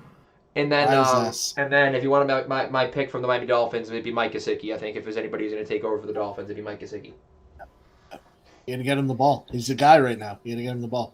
So is this 8 You know what I viewers mean? live? Yeah, it's 8 viewers live in the Twitch. So, wow. I am Nice. very appreciative of that. Hell yeah. Can't get enough of that. J. Cole. Hey. So, 13-6. See if they do All right. anything. I could imagine them doing it like. So say Jakeem Grant catches this one, he might do a little reverse flip here when they're coming up field. I could see them doing a little something in the back, or Jakeem Grant coming from the front on the back angle and handing it off to him. I could see them trying a little something here. Why not? I wouldn't hold it against Brian Flores because they Why probably wouldn't you? because like other teams would try it as a last resort, like they've never done it before. I guarantee you Brian Flores has 3 kickoff return plays just for this situation because he's a Belichick guy and just because that's what I've seen out of him. Of I mean, course. you can't. I mean, if you put it out the back of the end zone, you can't do any of what I just said. I don't agree with that. Put it on the ground. Put it on the ground. Take it hard down the middle of the field. Yeah. What are you going to do? You're going to give them 2 shots? What do they have? They have 2 timeouts, right? I think Miami has 2 timeouts. Yeah, Miami has 2 timeouts. But even still. What? Put it on the ground. Kick it to the goal line. Make them run time off the clock. Give them 1 play, not 2. What doesn't make sense to me, and not that it doesn't make sense, what I've just never understood, how do NFL kickers just... I've never understood kickoffs. That's just... And they're going to need out. Okay. Well, I mean, Sit on it. See, that I don't think speaks well on Tua. I think... You know what I'm saying? Right. I think that screams a At lack the of... gun. I think that screams a lack of confidence in Tua. I agree. And I don't know if it screams a lack of confidence agree. in his ability or if it screams lack of confidence in his health. Right. Or a little bit of both. Or it could be a little bit of both. It probably is more or less both because he's a rookie. He's only made 7. He's only played in 7 games, and this is a big game where they're trying to be safe because they really want to get the 10 wins and try and lock themselves into a playoff spot. But I think it's also a health thing too. But I don't like what, and I'm a big Tua fan. I just don't like what that says because No, I don't like that. it scares me a little bit. Is all. Especially when he's only what are his numbers looking like? Like 10 of 13, or probably more now. Yeah, still 10 of 13 for 45. Is what we're looking at. Oh, okay, never mind. Stats. Trash. Yeah, 10 of 13 for 45 yards. 4.5 per completion. That's terrible. I mean, that's running the football. But There's no difference. Gaskin has 5 carries for 38. I mean, the second leading rusher on the Miami Dolphins right now is Phelan, the strong safety. The fake punt was the second line. has him with the most second most rushing yards in game. God. So if that says anything about what the state of the offense looks like for the Miami Dolphins, yeah, 8. All right, we're down to 4 viewers now, but still, the 8 viewers. I was not expecting that. I can't wait to see the numbers at the end to show me the total. Because we got 4 here, and then we still got the one on Twitter too. Yeah, that's damn impressive. I mean, can't say. I mean, did not expect that. I could post. I'm gonna post it up. I'm gonna post it up on my. The problem is I don't know where to link it on my Snapchat. Do I link? I guess I'll link it to the Twitch because there's more people in the Twitch. People have me on Twitter, so I guess the Twitch makes more sense, right? But I've enjoyed it. I mean, we've touched on a lot of stuff. We've made it just kind of like a live talk show. I mean, I'm not gonna post it as a podcast, but like I said, I'll have the highlights. Yeah. Hey, that's all that counts. I'm So up to 10. not worried about it. I'm just having. Up to 10 followers on the Twitch. We like to see that. And I gotta take the link here. Share to. Copy link.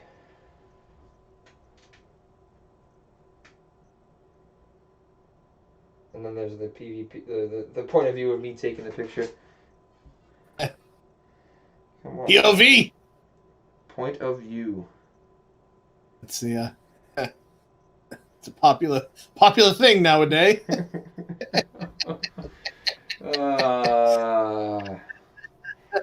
can't even. I have nothing else to say about that. There's not much more that has to be said, more than if you know, you know. I'm here for color commentary. OF. That's all I have to say. Odd Future? God. I can't even. I'm froze. My brain is now froze. We're stuck. I'm trying to look at. I'm trying shut you out. I'm trying to find any type of segue, and I'm just struggling right now. God, that threw me right off. Wait, the halftime show is Deuce Staley and Maurice Jones-Drew. Is that who this is? That's Steve Smith, isn't it? Ain't that Steve? No, is that Steve Smith? That's Steve. Steve Smith got fat. No, that looks like Steve Smith to me. Holy hell! Who is on TV right now? Well, it's on Amazon Prime. By the way, that was Christian Fourier on the call for the Amazon Prime game, I think. Right, one of the broadcast groups was Christian Fourier, I believe. Father of many Bishop Fian children. Is that where all his kids go, Bishop Fian? His son was a stud. His kid went to Colorado, correct?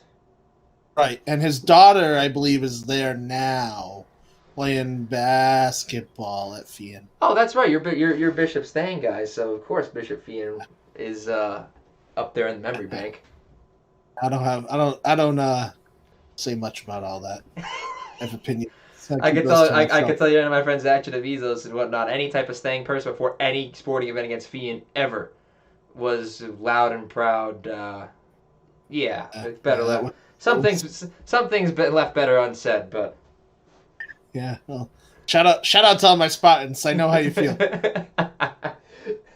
23 viewers. Where did this come from? Yes. That's what we like to hear. So yeah, wow, that's nice. That's nice to see. 23 viewers. I wonder if it's because there's a small group for like people that stream like NFL games without actually getting bopped for probably actively streaming the game. Because people probably do that for people to watch, but don't do this over it. We're just doing it around. Right. Because I know hey, this is unique. People listening to us. It's unique. I just wish I don't know if there's a place I can put in the bio. If you guys could drop a follow too, that would be beautiful. Damn, 23 viewers in the chat. That's a big number. I'm happy. Love it. That's good stuff. I know. If that wasn't my goal coming into tonight, but I was certainly gonna appreciate it. And yes, anybody who's wondering, that helmet is signed by Drew Brees in the back. That's my pride. That's my pride and joy. Now, did I send you the picture of all the gear that I got? I got the white T-shirt, the black scorch sleeve, the color rush jersey I showed you, and then I got a quarter zip too. Yep. I got a chat pause. How do I get the? How do I get back to the last? Speaking of my esteemed co-host, you just said quarter zip. I'm sure he just got excited. I thought he was a vest guy. Speaking of, I thought he was. I thought he was a vest guy. I hope he's listening. Tight vest. We all know. If I ever, that's his own bad for saying tight vest. If I ever make my way into the coaching staff, I don't know if I'll be a vest guy. No, you'd be the only one if you were. None of us are. I'm pro quarter zip. Oh God, yeah, quarter zips and hoodies. That's my entire life. I'm pro quarter zip or pro hoodie with shorts with compression leggings. That's my uniform. If I could wear that to school every day, I would. I mean, Just slip the khakis off. Good. You know? Here's Kyler on the highlights. That's just a bad throw. That's just a poor throw. People had him winning the MVP in week 5.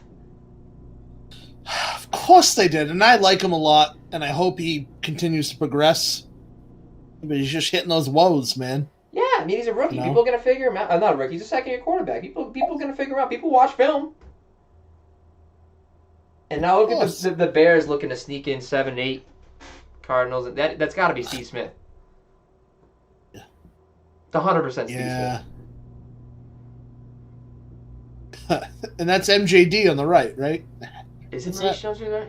What happened to him? I want to know what happened to him. He just fell off a cliff. I mean, most running backs do. But he just fell off a cliff. I remember MJD was a big fantasy guy, and then he just nothing. I remember when Todman filled in for him. I remember Todman filled in for him, and then Diamond doesn't. But then Todman filled in, had that punt return against the Colts, I think it was. Yeah. Which was damn impressive. Have his autograph somewhere. Well, local guy, man. He's down to earth. He's a good stuff. He's a good dude. Yeah, I got when I was younger, I got his autograph on a piece of paper. He did one of the Harlem Wizards things. I don't know if they did those any of Dylan's events at school or anything like that in the past. But I know the Harlem Wizards around here, they do their events, and he signed a little piece of paper for me. Yeah. Cool stuff. Really cool stuff. I still gotta get my buddy Nate Tellier on too. Tellier, he's the guy that signed. He's a kid that I know that signed for the Sox with UMass. Nice. He was set to get drafted this year, but of course they just cut down the draft big time because of COVID and everything like that. And but yeah, he signed with the Red Sox. He's a Red Sox. He's in the Red Sox farm system right now doing his thing. So. You know what popped up on TikTok today? The video from the kid from UMass who hid the ball in his glove. Oh, Horowitz! Horowitz! I'm boys with Horowitz. Yes. I was like, man, I didn't realize he went to Seekonk. Yes, Horowitz. I told him, me and Ashworth probably played him in Legion a lot. Yeah. But yes, Horowitz pitches for UMass. He's been on Sports. He's famous for that. Talk about viral. That's what it was. It was Sports Center TikTok, and it popped up today, and I went, I've seen that a bunch of times. I just saw the celebrity himself the other day. I was visiting my friends at work, and he popped in. Yeah. He trades baseball cards. So he pulls the packs and he does the divisional packs, and he might get he gets promo cards and he flips them on eBay and stuff. He does a lot of cool stuff. But including that hidden ball trick with his glove, where he holds it behind his finger in the glove, and then he shows, and then he comes back to the meat. It's behind his index finger. I thought that's badass. True Raider 45. So thought this was the Raider game. LMAO. Again, if someone it is halftime either way. But if someone can tell me if I can stream the game, I will. I just don't know, and I'm not trying to get copyright bop because I've already had a pretty damn good day on Twitch. I've already upped the follower count to 10. I'm sitting on 15 viewers now. I had 23 at a time. I wonder what the highest was if I wasn't paying attention to Twitch chat for a while.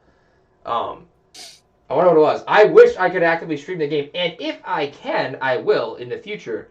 But until I know if I officially can or not, I'll do a lot more streams if I can actively stream the game. A lot more. Oh yeah. You'd be stuck talking to me all the time. Hey, don't threaten me with a good time. Let's see. Is anything? I love talking nonsense. I mean, yeah, this is just like I said. This is what I said it was. It's like what I want it to be. It's kind of like a hangout, but also touch on the game as well too.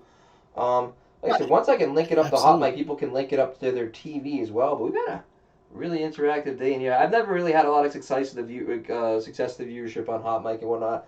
I gotta figure out that algorithm. I gotta figure out how that works.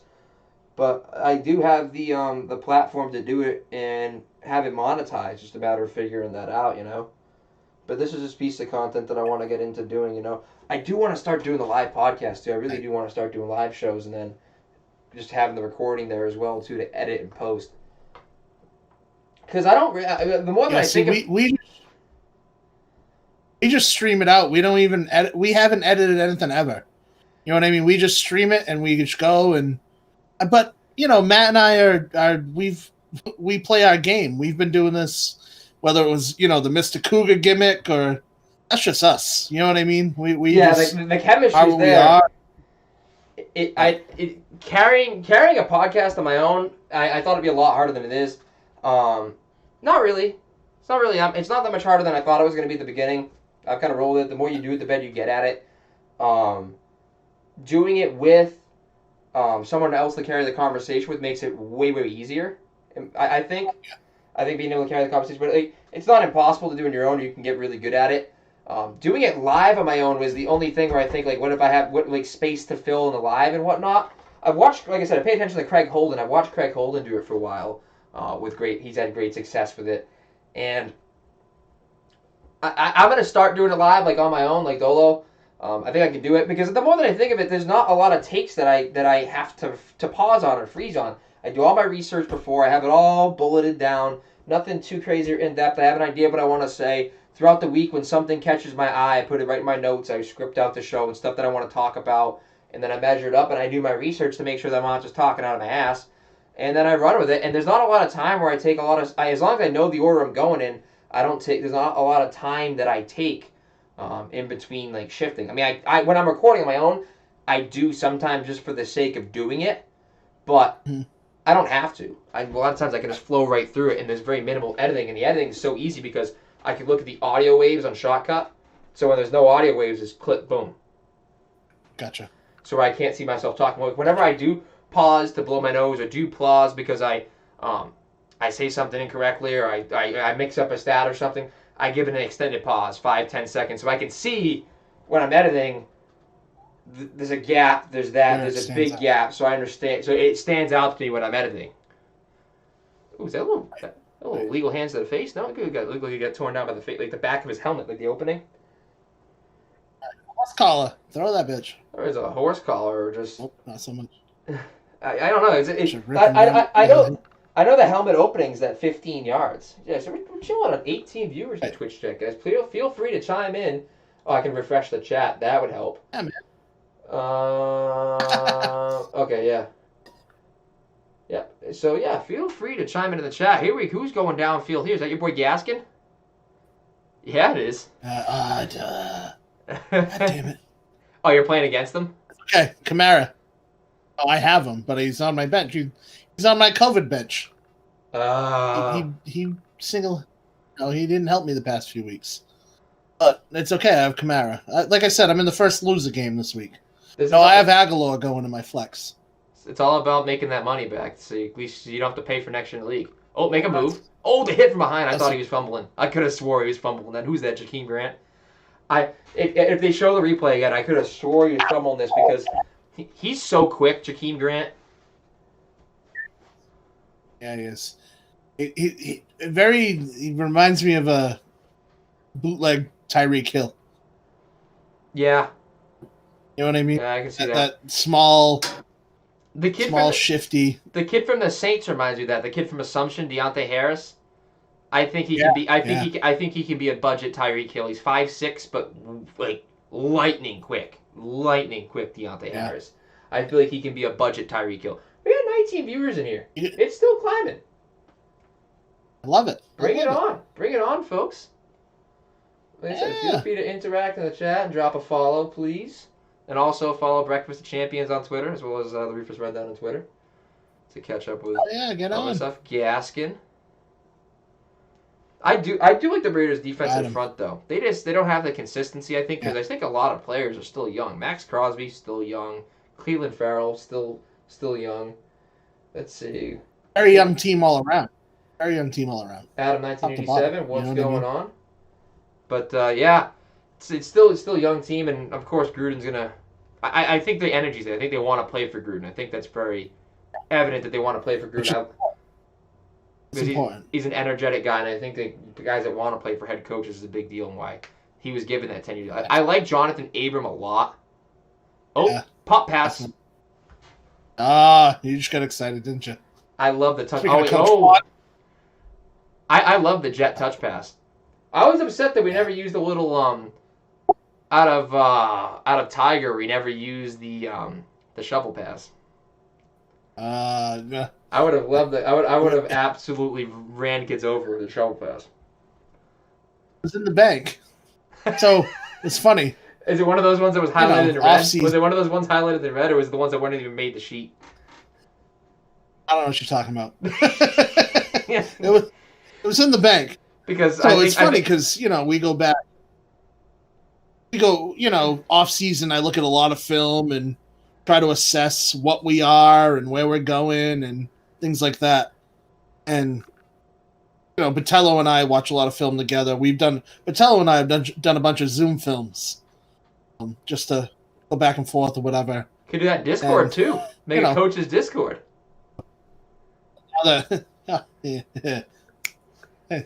Off camera, we got a funny story about that. But we've gone back to a few different years, and I pull pieces. I pull pieces from your year. Side note, I'm watching. I'm going, early on, you caught a bunch of passes. We kept throwing you passes in the flat, and then they took it away. Yep. Then we handed you the ball times, and I'm like, good God.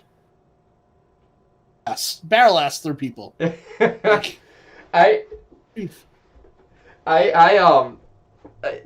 recall there's a play in the film against VP. We did it. It was a trap run to me, and what are you talking about? and Devin Amaro got in my way, and I hit stick the back of Devin Amaro. I got him to block for me by putting my hand into his back. Well, the kid weighed 110 pounds and was playing center. All the credit to him because he could snap. Tough bastard, man. Tough bastard. Can never back down. So let's see here. Adam 1987. Should the Eagles keep Carson for one more year, get rid of the coach, and draft correctly? So it's tough. I don't know. It's tough for me to say for a quarterback that has been benched. It's very difficult for under that same coach and in that same roster to be able to win back the locker room as a leader, especially considering a lot of the stories that we've heard with him not being as active at practice, not being the best leader, especially as a quarterback. Tough to say. I think Carson Wentz still has a lot of talent left. I think a team, the right team specifically, I think more specifically the Colts will be willing to take that contract because he's been very good for Frank Reich. But the problem is that he's lost a locker room as a coach. The coach lost a locker room. The quarterback, Wentz, lost a lot of respect from players the last couple of years because of the way their practices were and stuff, and in conjunction with the coach and lack of effort on his end. And then he's fragile, too. He's never really had a season where he's been able to stay fully healthy and put up numbers.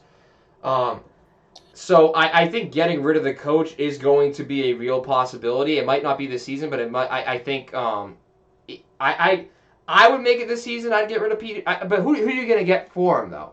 I wouldn't get rid of Peterson unless you had someone in there that's really willing to, you think, culture shock. Hey, if Jim Harbaugh comes knocking and says, I want Carson Wentz to be my guy, I fire Jim. I follow Doug Peterson yesterday. But good throw. But Jalen's going to get figured out. He said bite the money and just go with Jalen. I wouldn't do that because I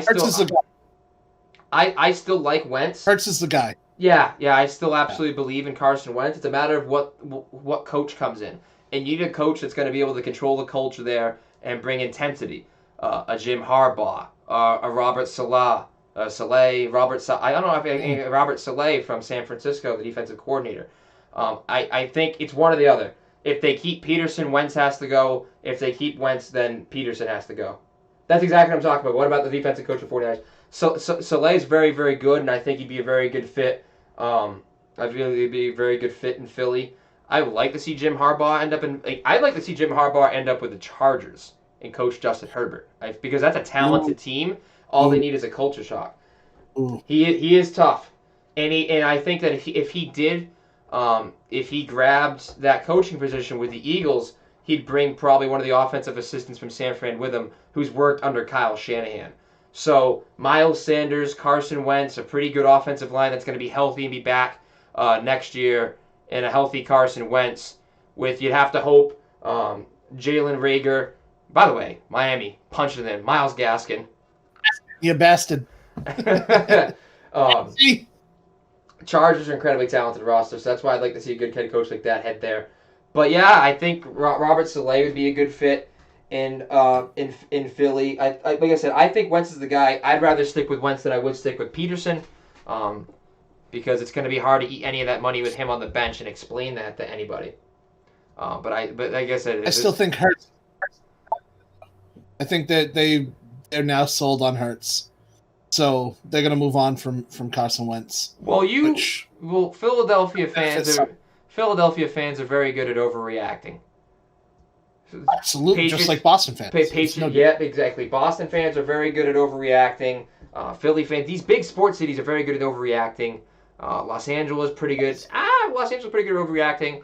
I'd have to say that in terms of Boston, Red Sox fans are very good at overreacting in a negative way. Boston Bruins fans might be the most even-keeled of fans. They know when their team has a chance to win the cup, and they know when they're not going to win the cup. Celtics fans can get pretty delusional, and Pats fans can be also very delusional. But I do think that I think it's going to be tough. It's gonna look very. What they can't do is get rid of both.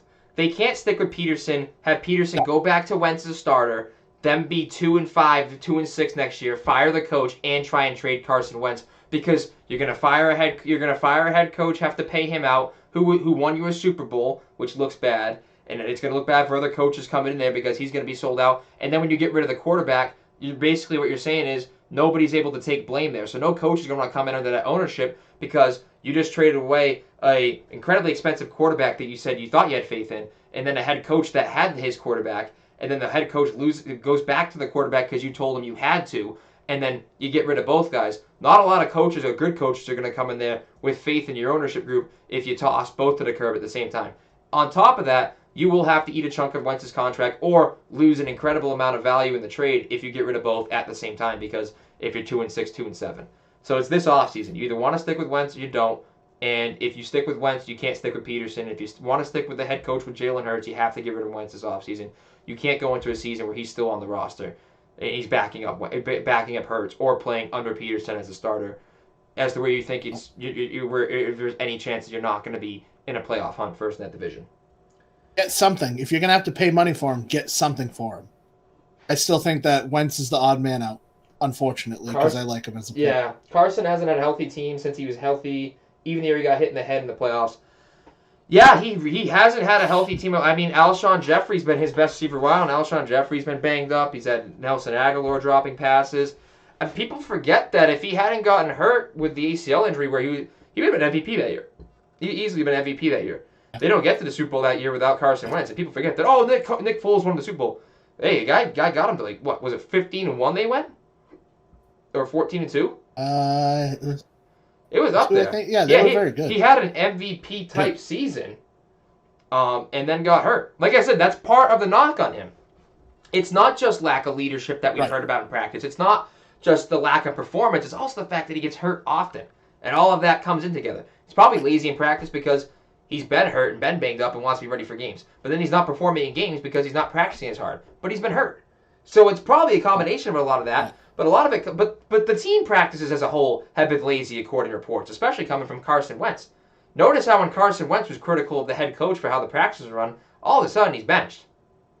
Now, is he getting results from Jalen Hurts? Yes, but I do sense that there was a little bit of that. All of a sudden he gets benched. Jalen Hurts comes in and they play out of their ass these couple weeks. But just so happens your $36 million quarterback was critical of your head coach. I don't think that's coincidental either.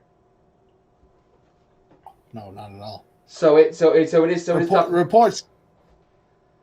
Everything I read told me that you know the team was all in on Hurts and that he's just a different type of leader than Wentz. I said, I don't like reading that. Like that to me gave me a bad and I don't impression. I don't totally believe in that either. I don't totally believe in that, because how much of it, I mean, I do. Now listen, I can believe that in the sense because Jalen Hurts didn't immediately when Tua Tagovailoa took his job, he didn't immediately leave. He did sit that year. He could have just left and went to the school. He waited to go to Oklahoma and bet on himself that year, but also paid his respects to the Alabama roster, did what they asked him to do, and came back to win them a game when Tua got hurt. So I'm not saying that it's not that Jalen Hurts isn't a leader. I just don't think. I think that those reports might be false. It might have been leaked out of somebody else's office, maybe a Doug Peterson or such, to tarnish his name in the sense that because he was critical of Doug Peterson, he can't outwardly come out and jump all over his $36 million quarterback. But it has to come from somewhere. Someone has to say something, right? So I see where you're coming from there, and that's where I think that could come from. It could have been leaked from a source such as the coaching staff or whatnot that, and which doesn't speak highly on either side, which is why I'm saying you can't keep both of them going into next season. Completely agree. Somebody's going to go. And then he goes, and how the hell are you going to put a whole statue up of a backup when you're in Wentz's eyes? He goes, I put my body on the line week in, week out. How do you respect the organization that puts the statue up of your backup when you had an MVP season outside of the last 2 weeks because you got hurt? It's all good. He might want out. I think he might feel disrespect. I mean, I don't know how disrespected I would feel when I have $36 million guaranteed to me every year. But what are we doing here again now? I'm watching Derek Carr. 3rd and 1, we're making trash calls. We're throwing an ancient Jason Witten. Not there. Oh, and they're going for it. Now they get the fullback in there. Not much ahead. There's not much I wouldn't do for $36 million a year. I mean, come on. There's a lot of stuff that I would do that I'm not going to say on camera that I would do for $36 million. We'll put it that way. And they don't get it. If you ground that on 3rd and 1, you might have got it. I had to stop myself there. No. No, he didn't get it. He didn't get it. No. Oh. They bring the fullback in now, but everybody's pinching up the line. By the way, what vision do we have? That's not a bad block from the fullback. The fullback tried to seal him to the inside. I think that defensive player, I don't know. I think that's more of a vision thing than it's a fullback missing the block. That tackle just got hosed. That's what happened. Yeah. Woof. I see. Miami now needs to smell blood. They need to get after it. Shove the ball down their throat. Like a good old 13 play. 40. What are we looking at? 48 yards. Yeah, so probably eight plays for 40 yards. Yeah. Shove the ball up their ass. You saying "woof" just gave me flashbacks beyond repair. All I can think of is the film session saying "woof." But yeah, him saying something coming that says he might want out. I think at this point, being benched, he wants out. Why would he want to be there? They have a statue up of a backup already. They're going over to this backup. There's being reports leaked out, probably from the coaches that he criticized that haven't put a lot of effort into him, that they've been lazy. Leaked out after he criticized them. They leak out that he's not a leader in the locker room. There's probably there's a whole lot of disarray there. The team is not performing, and he's never had a healthy team there, and he's never really been able to have the chance to be healthy because the offensive line hasn't been too protective of him. And not to mention, ever since he's been banged up, he naturally likes to roll out. He naturally likes to move a little, but they haven't allowed him to do any of that. But they're allowing Jalen Hurts to do all of it. So it all does line up for Wentz being the odd guy out, and I think it's going to come back to bite him. I don't think there's a lot of chances for success for him in Philly, so it's like the Tyler Seguin thing. Tyler Seguin went and lit it up in Dallas. He wouldn't have done that in Boston. He had to move. And it looks like a bad deal for Boston, but it's the only way that he was ever going to produce those numbers. So it is a good move. It's a good move for both teams because it would, damned if you do, damned if you don't. And it's the same thing with Carson Wentz. He's either not going to produce for you or he's going to produce for somebody else. It's how it is. It sucks. And I don't think you're in bad hands with Jalen Hurts, but where's the sustainability again? Well, we'll see. There's going to be determined. But there's going to be quarterbacks out there in the market too. There's going to be Matt Staffords. There's going to be Matt Ryans that you can trade for. There's going to be some guys out there you can make a move for that might not have to be Jalen Hurts. But I think at this point it's going to be Jalen Hurts, and they're going to roll with that. And that'll be Doug Peterson's. I think he's on his last breath. And that's it. Jalen Hurts is his last hope to maintain that job in Philly. Not like he won't get rehired as a coordinator because he won a Super Bowl. He might even get hired as a head coach again somewhere else. Just a different culture, especially being an Andy Reid guy. So, So here we are. That's a hold, by the way, too. But it's not. That tackle. Yeah, it's just the weak side tackle getting beat. It was the fullback So got nice. his guy. The fullback sealed his guy. If that tackle seals that's good. That's just an ISO block, and he made a play. Here we go, Tua. Take a shot. It was terrible. That's a good throw. No, that's it. That's a good throw. They hit the ground. Love it. See, that's what I wanted to it. That's that breeze. That's that breeze in him that I see. That look at this drop and everything. He's a smaller guy, takes the drop, sees where his linemen are, steps into the opening, slings it to the open man in zone coverage. Knows where the zone is. Look him step into the opening there with the line and puts it just a dot in between defenders. That's and it wasn't and it was a drop. Yes. But that's what I see out of him when he's healthy. I don't know. I don't entirely know if he's healthy I don't think he is. because he hasn't I don't think looked. he is. Even when he's running the ball, and when he's running, what told me? Remember when I don't disagree with when he should be playing. Choice. when against the Patriots when he was scrambling out of the pocket, he kind of started fumbling the ball, and he could have turned it upfield, and he just took the knee and just turtled. That's what I knew. I'm like, he's not fully healthy because Alabama Tua would have just took off. Right. Which is scary to see it's scary to see that this team is 9-5, the possibility to be a decent playoff team, and even at least win a wild card game with a rookie quarterback who's not even completely healthy. They're on the rise, man. I said it earlier in the year. I said if they were in any other division, I would love this team.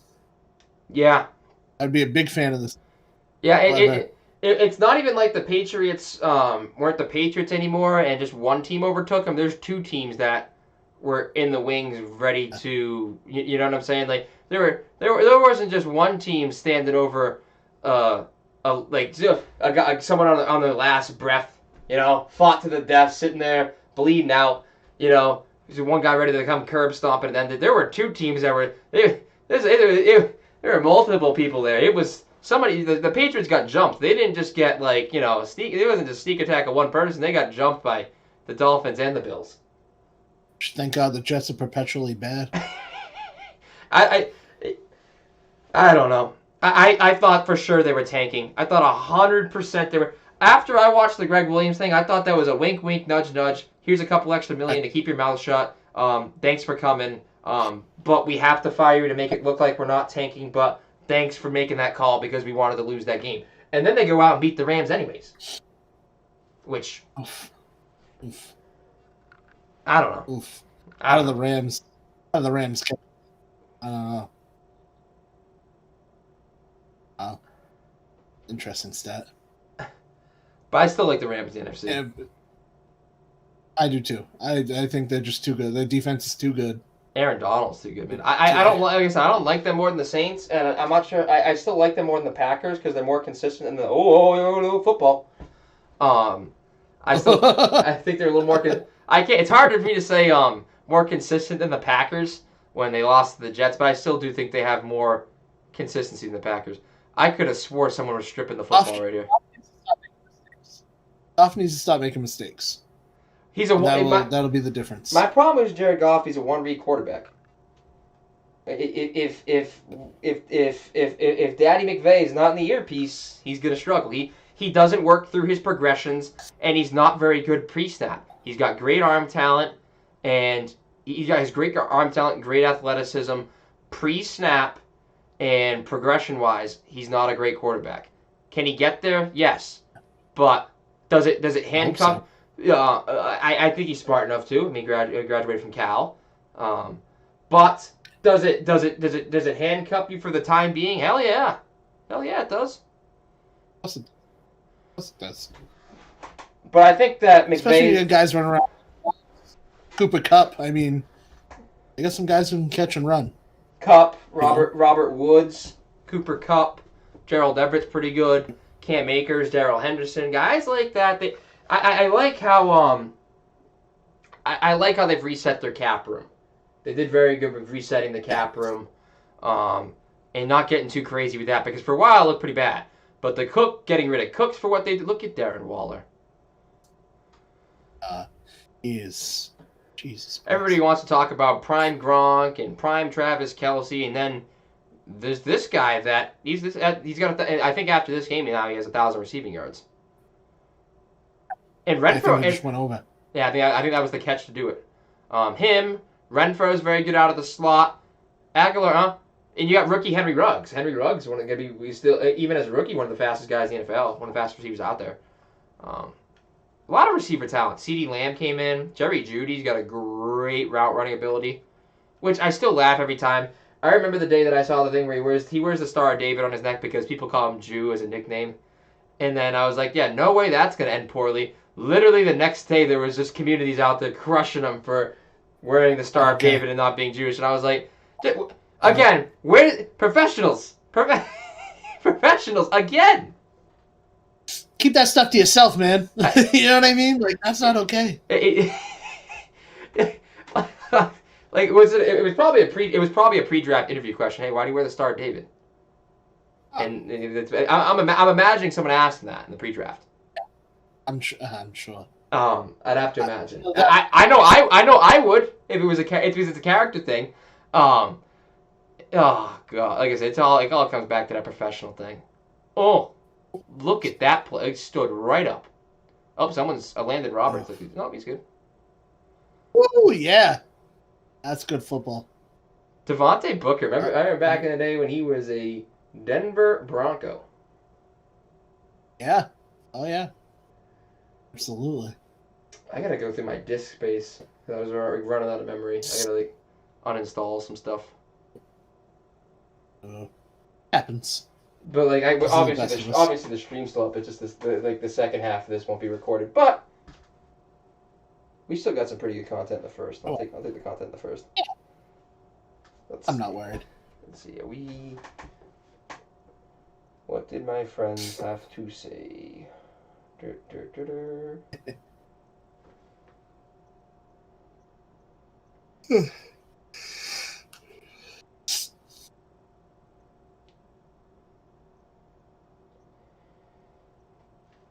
I mean, low scoring, end of the season, pretty straightforward with how the end of the season goes with people covering spreads and taking the under, Yeah.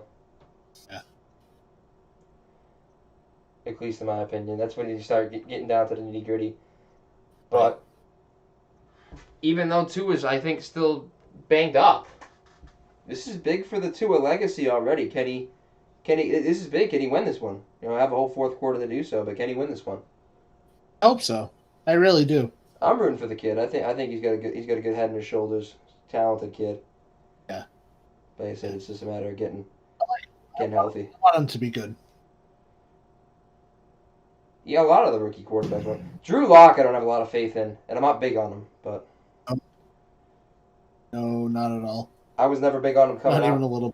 I thought it was a terrible decision, in general to draft him. I was like, John Elway. You have Tua coming out the year after, and you got Trevor Lawrence the year after that. What you can do now is build your offensive line, help out that defense, help out Von Miller. You had Case Keenum, was very good in Minnesota. You had him in a contract year. Guys play different in their contract year. And then you had Joe Flacco backing him up. So you had a guy pushing him. And then you had a guy who was playing in a contract year who had shown a lot of success in Minnesota. I'm not saying he would lead you to a Super Bowl, but you'd be a competent football team with Case Keenum at the QB spot. Right. And then he goes and drafts Drew Lock. I was like, what are we doing? And then he trades Chase Keenum, and it was Joe Flacco. I was like, what are we doing, John Elway? What are we doing? Oh, never mind. Landon Roberts. Like you said, Judy. Judy's a good piece. Oh. Noah Fant's not a bad. I don't think he's bad. He's been banged up. Melvin Gordon. Another receiver. Another young receiver. Tim Patrick. Cortland Sutton has been hurt this year too. They got Cortland Sutton, Jerry Jeudy, Tim Patrick. Noah Fant, whatever, I think it's Fant. Noah Fant's not bad. Phillip Lindsay, Melvin Gordon's on a bad backfield combo. Garrett Bowles has been very good for them. Fangio, I'm not big on Fangio because the defense hasn't been that good and he's a defensive head coach. Nothing's changed. Like I said, I'm big on head coaches seeing them come in. The culture changing. Flores, Vrabel, Patricia, it never happened. O'Brien, it never happened. Fangio, it never happened. Nagy originally when he came into Chicago, yes, culture change. John Gruden, culture change. Maintaining it's a whole other story, but in general there was just no shock there. Like Fangio came to, there's no culture shock. There's no change. Same with Matt. I think it was the same. It was mainly it was the same with Matt Patricia in Detroit. It was the same thing with Steve Wilkes. I think Steve Wilkes, right? Yeah, in Arizona before Cliff Kingsbury came in. Instant culture change. The offense was totally different. They went with Kyler Murray. They totally they said they. It was a bold move to get rid of Josh Rosen, who they just drafted as high as they did, and go to Kyler. It was incredibly bold move to do that, and they did it, and they had faith in the coach to do so. So. A lot of that, Joe Judge has been a culture change with New York. Ron Rivera has been a culture change in Washington. You just tell the players respond and play differently to those coaches, and to some they don't. Right. And I don't think they've responded to Fangio in such a manner. No. Like I said, I mean, like Robert Saleh, I think, can provide that. Frank Reich provided that in Indianapolis. Peterson did that originally with the Eagles. Reich. I like Frank Reich a lot. I don't know how much you put. What do we again? Second and goal. We don't hand the ball off. Watch, they'll hand it off on third and goal though. Not only did they hand it off, they handed it off on first and goal, but no fullback, no I-form. They ran like a zone run. You get stuffed by like 3 guys. They pinch down the line. No pre-snap. There's no pre-snap read from Derek Carr. And then again, they're rolling Derek Carr. They're running Derek Carr out with like wheel routes within 10 yards. If you're not throwing quick strikes over the middle, to have one guy one-on-one on the outside of the back corner of the end zone, there's no point. Here we go, 5 wide, empty backfield, trips left with a slot man right, Darren Waller. There's safety. There was safety. Everybody was one-on-one to the outside on the trip side, and then they had the safety in the middle on a cover 1 with, watch this, so they have man, pressure, and then Waller has the safe. There's a safety in the middle. The safety's there covering that zone, and then Waller had a man on him, and then the safety over the top, both ways to the middle. And it's one-on-one to everybody on the outside. I hate that. I hate it. You have, and again, it's a conversation we have with Coach Pont on Twitter as well. What are we doing? What are we doing? Right. You're inside the 10 and you move the ball. You lost yards on a goal to go situation. I don't get it. I don't get it. Not even a little bit.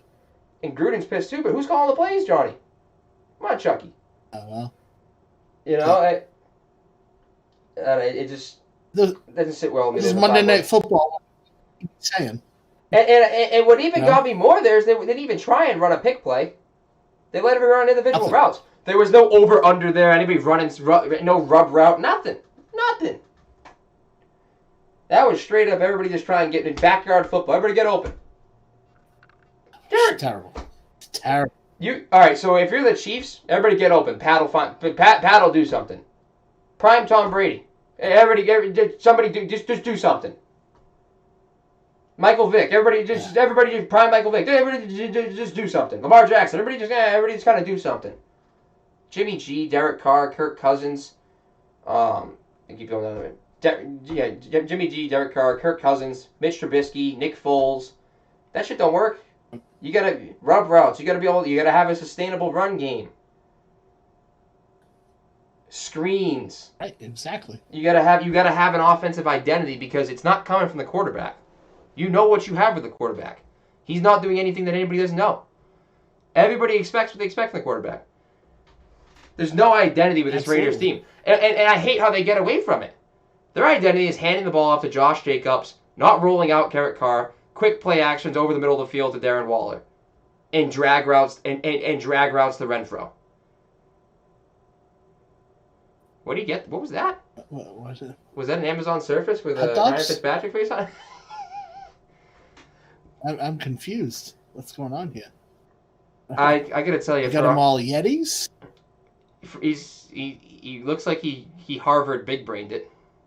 Look at Gaskin, good vision. Love it. That's Max Crosby. I like Max my Crosby. fantasy bench. Oh man, That's great. Fantasy bench right now. I think Tua, 16 of 20 for 93 yards. Knocking him dead. If he had any mobility at all, he would throw for so many more yards. Like if his ankle, if I still thought he like didn't have any issues with his ankle, I still 100% think that he would be able to run and they'd respect his ability to move more. I don't think a lot of teams respect his ability to move as much. Like I said, like right there, Well, like right there. exactly. It's a shame. It's a shame. Glad. It's an absolute shame. No, wait. Now my question is, why hasn't the playing caller gone to? There's been no slip screens. There's been no swing passes. They haven't changed it up and gone to the air, but to someone out of the backfield. They haven't done any wide receiver screens. They ran that one pop pass, which for a couple of yards, and then they go back to it. They're running for 3 or 4 yards and dropping back on 2nd and 7 and letting them get killed. And he can't and he's a rookie that has limited mobility right now from injury. He can't convert consistently on 3rd and longs. Maybe every once in a while, but not consistently. And that's all he's been in his 3rd and longs. Here we are again, under pressure. And he almost throws a pick. I live there. He can't. He doesn't. He's in his 8th NFL game. You can't consistently put him in 3rd and long situations. No quarterback's going to be good in 3rd and long consistently. None. Just Pat Mahomes. Much less. Even consistently. Nobody can be consistently good in 3rd and long situations, but especially a rookie quarterback that's only played going into his 8th game. Exactly. And he's getting no help from Big, no screens, nothing. It's been the same. No screens, no draw plays, no traps to invite those linemen that are over pursuing in. Right now, they're just getting after him. And he has limited mobility. He can't get the play action off because they don't respect the run enough because they've been stuffing it and stacking the box. But that was a drive I feel like they could have turned things around. 2 now. The one where they made the 4th and 1 stop, and then that drive there, both times they should be spilling blood in the water there. It should be a 2-score game in favor of Miami right now. Oh, yeah, absolutely. At the very least, they should have 2 field goals, and it should be 19-16. Scoregami. I love that page. That's funny. Oh, there was a new one. Was it last week? Yeah, it was Scoregami last week. I forget what it was, but it was Scoregami. It was something absurd. I think that it was like 47-9 or some kind of ridiculous nonsense. I think the Browns, the Browns, all the receivers have COVID now. Up until then, I thought the Browns had a good chance to sneak in that division. Yeah. I can't believe Baltimore's on the outside looking in. Well, they might not be if Miami loses this game. That's the AFC playoff picture is bizarre. If you don't have 10 wins might not even get you in. 10 wins might not even get Baltimore in. Baltimore's chance to get 11 wins. 10 wins might not even get you in. And I mean, I don't know, and I hate to say it, but who really contends with Kansas City in the AFC? In the NFL as a whole, no one. I don't know that anyone can. The only 2 teams that if you had 3 teams in the order that I go that I think that would scare me if I'm Kansas City. I think Buffalo's the first team that scares me. Just because Josh Allen can nobody can do what Pat Mahomes does, but he can emulate a little bit of what Pat does often. Look at Waller. Good God. Pat Mahomes can emulate. I think Josh Allen can emulate it a little bit. I think it looks like a catch to me. The Saints would probably be 2. You don't have to worry about them until the Super Bowl as it is because the Saints made Pat look pretty uncomfortable, and Breeze I think was rushed back for that game.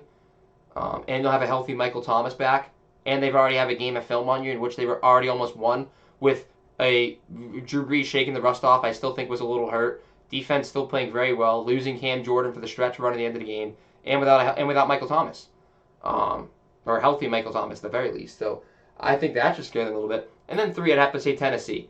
I'd have to say Tennessee. Derrick Henry should be scary to anybody, especially if they get out there quick and you turn the ball over. They get up to a 14-0 lead.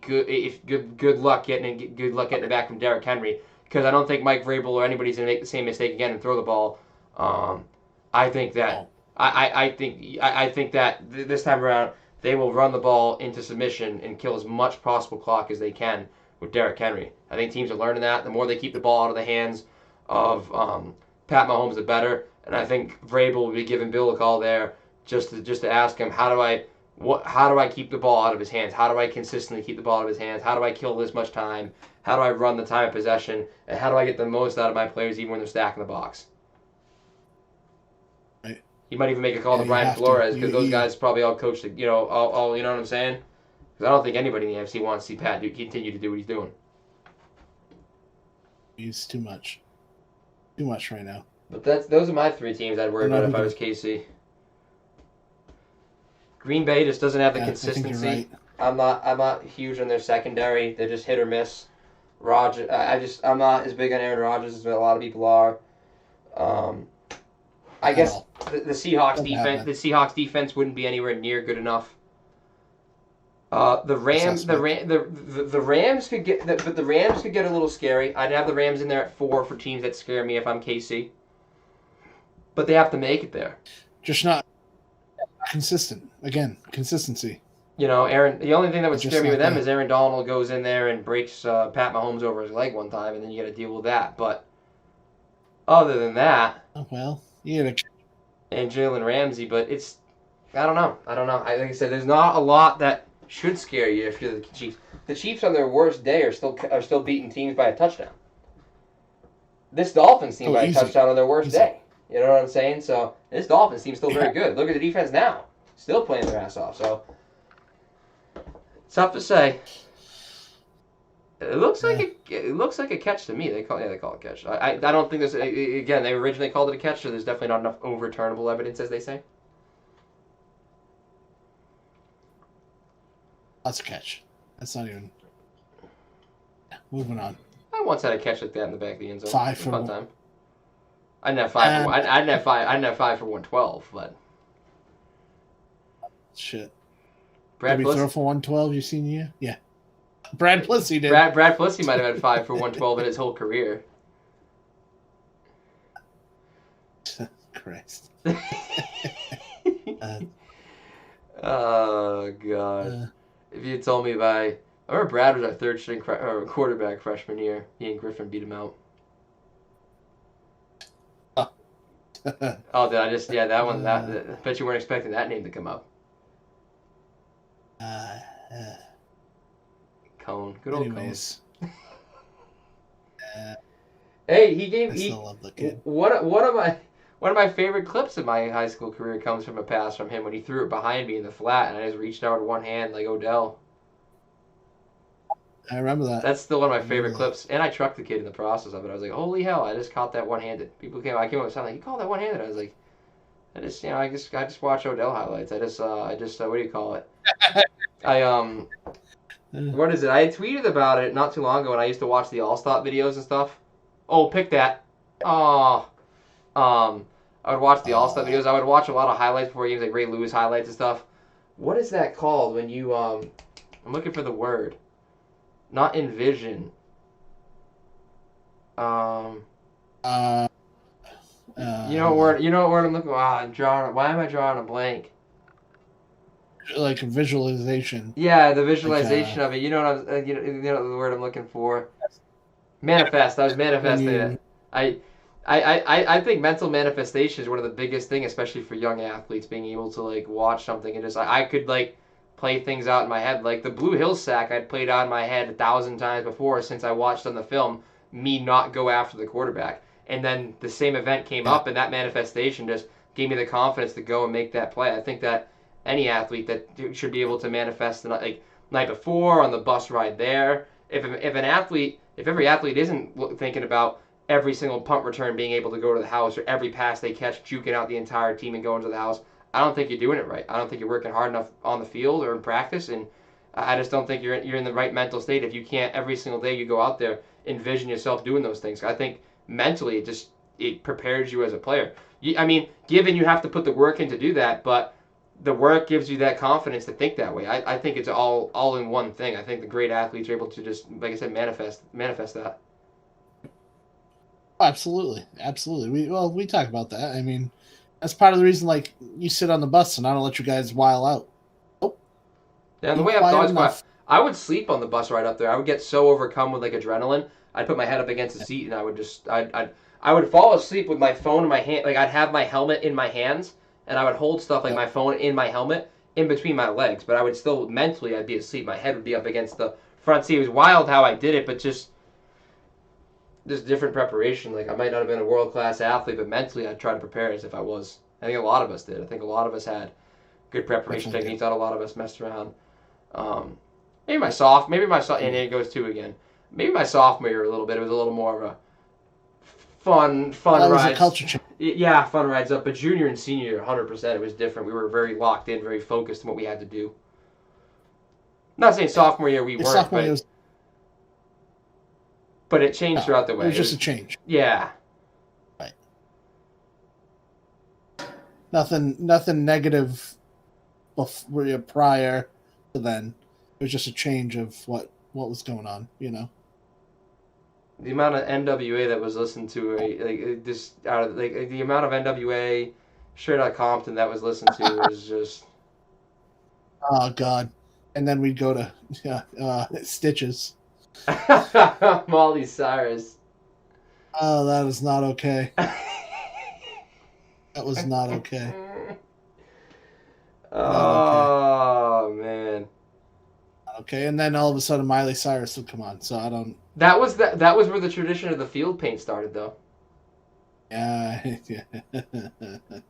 That is where the tradition.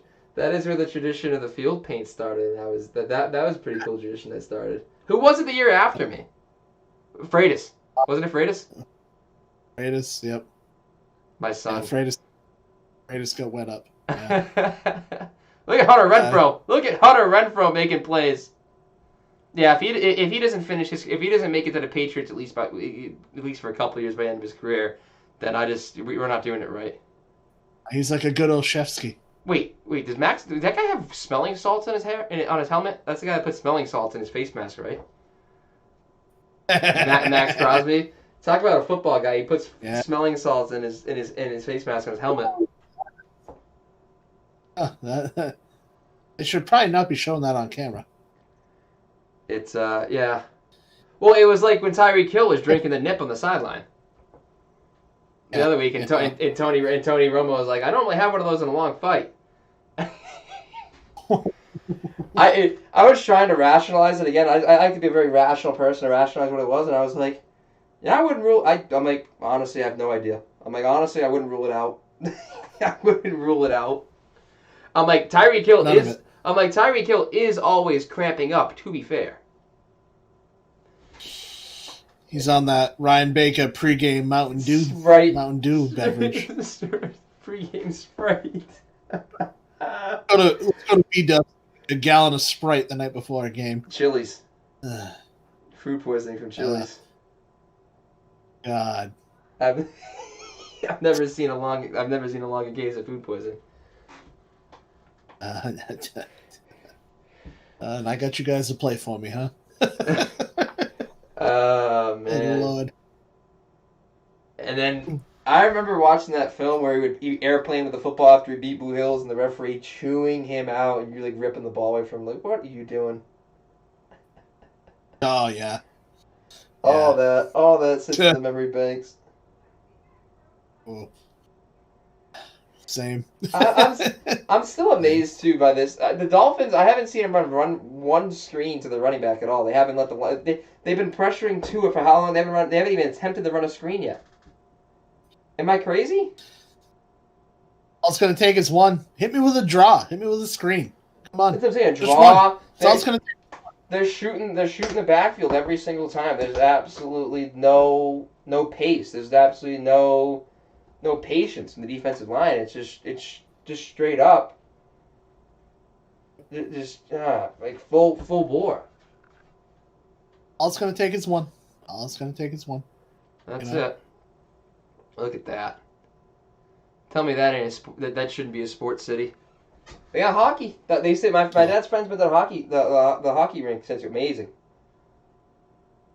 Yeah. The Golden Knights. Yeah. Here we go. Fullback Josh Jacobs. Oof. Again, you're in the lead. You're on the 45 with 10 minutes left. Run the football. You damn well better be running the. Yep. I don't know why he hasn't been in. I don't know if he's been banged up or whatnot, but. +3 is not good enough. They better not throw on 2nd and 8 here. You Oh, better no, run it again. They're going to go play action on 2nd and 8 here. And they'll get lucky if they get it to Waller. Run it again. They're going offset eye watch. He's gonna roll right, and the fullback's gonna cut it behind the right tackle. I didn't roll right. What I said I knew it was to be play action. I knew they were gonna go play action on 2nd and 8. What are you doing? Run the damn football. That is not the shot you take. You take a shot. Love of God. You take a shot on 2nd and 1. You don't take a shot on 2nd and 8. Because now, if you take a shot, you take a shot on 2nd and 1, 2nd and inches when you know you can run for when your playbook's wide open for 3rd down as well too to get the first. Not when you're limited to deep outs and curl routes now where they can run 2 high safeties and just shut you down on the outside. Xavier Howard's been great all season. I would have rather seen that on 1st down, for Christ's sake. Even then. Look at this. Look at this. Look at this. You deserve that. They deserve that. They deserve every bit of that. Every second of it. For the love of God. It's been terrible football. And it's not even been bad football on the players' end. It's been bad football on the scheming end. Right. I agree. I think defensively the Dolphins have been very good, but offensively the Vegas Raiders have been heinous. And I think offensively, the Dolphins have been the same way. They haven't been running any screens. They've been letting Tua get killed in the pocket. Like, how hard is it to run a screen? Did you just see the Carr is 19 of 32, like 220? Yeah, I think gross. That is gross. Like, that's not game managing. That's not Carr's thing. He's not a shot taker on 2nd and 8. Tom Brady can take shots on 2nd and 8. Aaron Rodgers can take shots 2nd. Either way, you have a 3-point lead in the 4th quarter with a fullback and a running. And now look, it's not even Tua. It's going to be Fitzpatrick. That scares me. Of course it does. That scares. I don't think he's healthy. No. Because there's times where he steps up and he shows what he can do, but he just doesn't look healthy to me. And I know some people frown. I know some people frown on that for saying like, oh well, he might just be struggling or whatever. He doesn't have to be hurt. But like I just don't think he's healthy. Something's not right. Yeah, something's not right. It's like the Phillip Rivers situation where they have to bring a different quarterback in, or when Andrew Luck couldn't throw downfield, they had to bring in Brissett for the Hail Marys. All of a sudden, in these absolutely solid like downfield throwing situations, Tua can't stay in. He doesn't have the. It might be that ankle where he doesn't have any drive off that back leg. Right. Because the only passes he has zip on is when he's going to his left and his body's already open. When he has to lean into that front foot. That's not good. But his weight, it looks like his weight transfer's all off. He doesn't really get into a lot of throws unless he's like jumping into it. You know what I'm saying? Right. This has been a gross football game. 0 for 9 on 3rd down the Raiders. 0 for 9. Oof, that's tough. Another follow. Thank you very much. Sick. We got TTV Ray 1. Appreciate it. Nice. Yeah. Appreciate the follow, friend. What are we up to now for followers on Twitch? That's not a bad deal. First time. Where's Devontae Parker been too? I haven't seen many sightings of him at all year. He had a hot start, and then from there just fell right off a cliff. Yeah, just too bad because he's a nice little player. Yeah, I like him too. Yeah.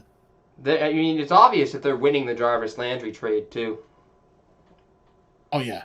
And I'm a big Jarvis Landry fan. It's just he just hasn't been on that level since. Given he is a better receiver without Odell Beckham. Baker Mayfield's a better quarterback without him as well.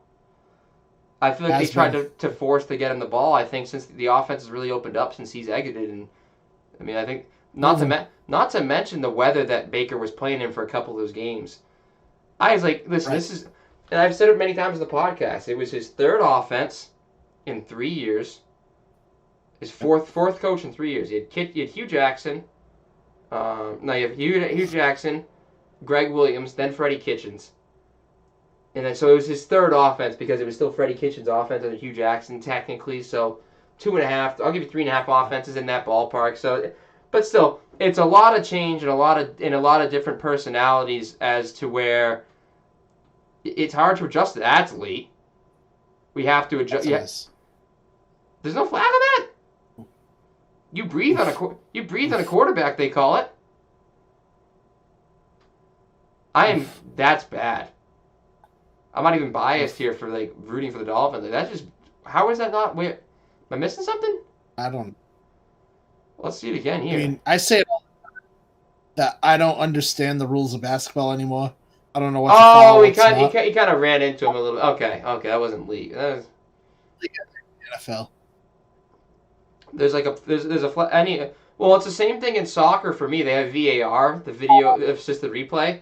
Fans can't even celebrate anymore because they assume it's not going to count. Which I hate. I hate that. Takes away from the genuine, pure joy of sports. Right. All of it's supposed to be clear and obvious, and it never is. Everything in slow motion doesn't look good. Every single thing in slow motion looks bad. No. If you watch yourself in slow motion, if you look at it, pretty. If you look at an NFL game in slow motion, you tell me there'd be a hold on every play. Of course. There'd be a hold on every single play. Back side of the field, 20 yards down, 20 yards behind the play, back side of the play, there'd be holding. I have to be honest. Officials are trained. It doesn't impact the play. They're not calling it. Right. I fell victim to that many times last fall. I got myself in quite a bit of trouble barking about calls. But the other thing is too. That was the thing is with me was Pandora's box was open with the pass interference review. Look at Gesicki. I told you Gesicki would take over. The pass interference review, I was like, well, every coach can challenge it, and even if it doesn't impact the play, technically the coach's challenge is correct in saying that there was pass interference on that side of the field, 20 yards down away from the play, because the ball was in the air and the receiver knew he wasn't getting it, so he just started blocking as it was. That's like, I hate the MLB replay. Like, there should not be any kind of replay on balls and strikes. Part of the game is an umpire calling balls and strikes, and that's that. I can't. And then you have to learn an umpire strike zone. As long as he's consistent, you call what you call. You live there. I'm with that. I struggle.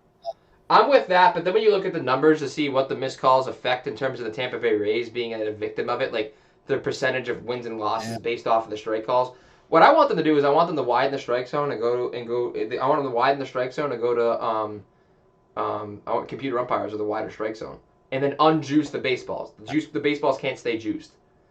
So you unjuice the baseballs. Wow. You unjuice the baseballs. You widen out the strike zone so hitters that can hit, good. Pitchers that can paint corners, all right. If you can't hit, good luck, buddy. If you can pitch and paint corners, good for you. If you can't hit the corners, guess what? Hitters that can hit are going to rock you. Juice baseball or not. Not going to happen because home runs sell tickets. They sell tickets, but they're slowing down the game, man. And baseball is dying, too. I don't think people get that. They want to get rid of the minor leagues because they can't afford them, especially after COVID. When you lose minor leagues in baseball, you lose the league. When there's no player development, can you imagine only having a AAA team? You know how many players are not going? You know how many kids are not going to want to play baseball because of how slim even slimmer the odds are going to be than they were before? The game's going to die. Which I hate to admit because I love baseball. I love baseball. I talk about my friend all the time. We get incredibly angry at it. We love baseball. We hate the MLB. Yep, it sucks, but it's the truth. And listen, I don't pretend like I have all the answers. That's just the way I think I would do it. I just don't like juiced baseballs because now all of a sudden all pitchers do is pitch for strikeouts and all hitters do is hit for the long ball. So all you see are strikeouts and home runs, which makes the game longer because all you see are full count, first and second, or load the bases up, walk him because he can hit the long ball. You see hitters that have no business just flicking the wrist out there, just hitting home runs. Which is stupid. And it's slow. Absolutely And stupid. people thought that it was going to make the game better with more home runs. Yes, but it slows the game down immensely. 3-batter limit slows the game down. I don't like that either. People, one pitcher comes in to get as a lefty specialist because he can get that out. You bring a guy in for a 3-batter limit, he can get one guy out. The other two guys are doubling in the gap off him, and all of a sudden to tie a game. And then once you get the extra innings, you have to have. Then once you get the extra innings, there's a runner on second base. It isn't anybody's responsibility, which kills the integrity of the game. What are we doing here, Dolphins? They run the ball once. Oh, they ran the ball once, and then they made 2 throws, empty set.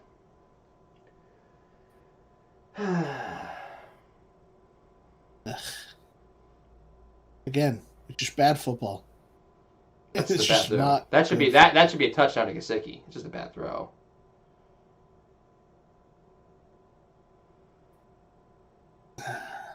Had him. He had him. Oh, yeah, absolutely. Ugh. We still got 3 viewers here. Got some followers. So I think we're up to 11 Twitch followers now from the 6. So I gained 5 in one stream. Not bad. I think with the average of the amount of viewers I had in this stream, like it helps towards me getting monetization in terms of how many streams I have per month. So I guess I'll just have to keep doing this week by week. Yeah. Stuff. Yeah, let it rip. You know, why not? Why not? I don't know. This has been such immensely bad play calling in this game.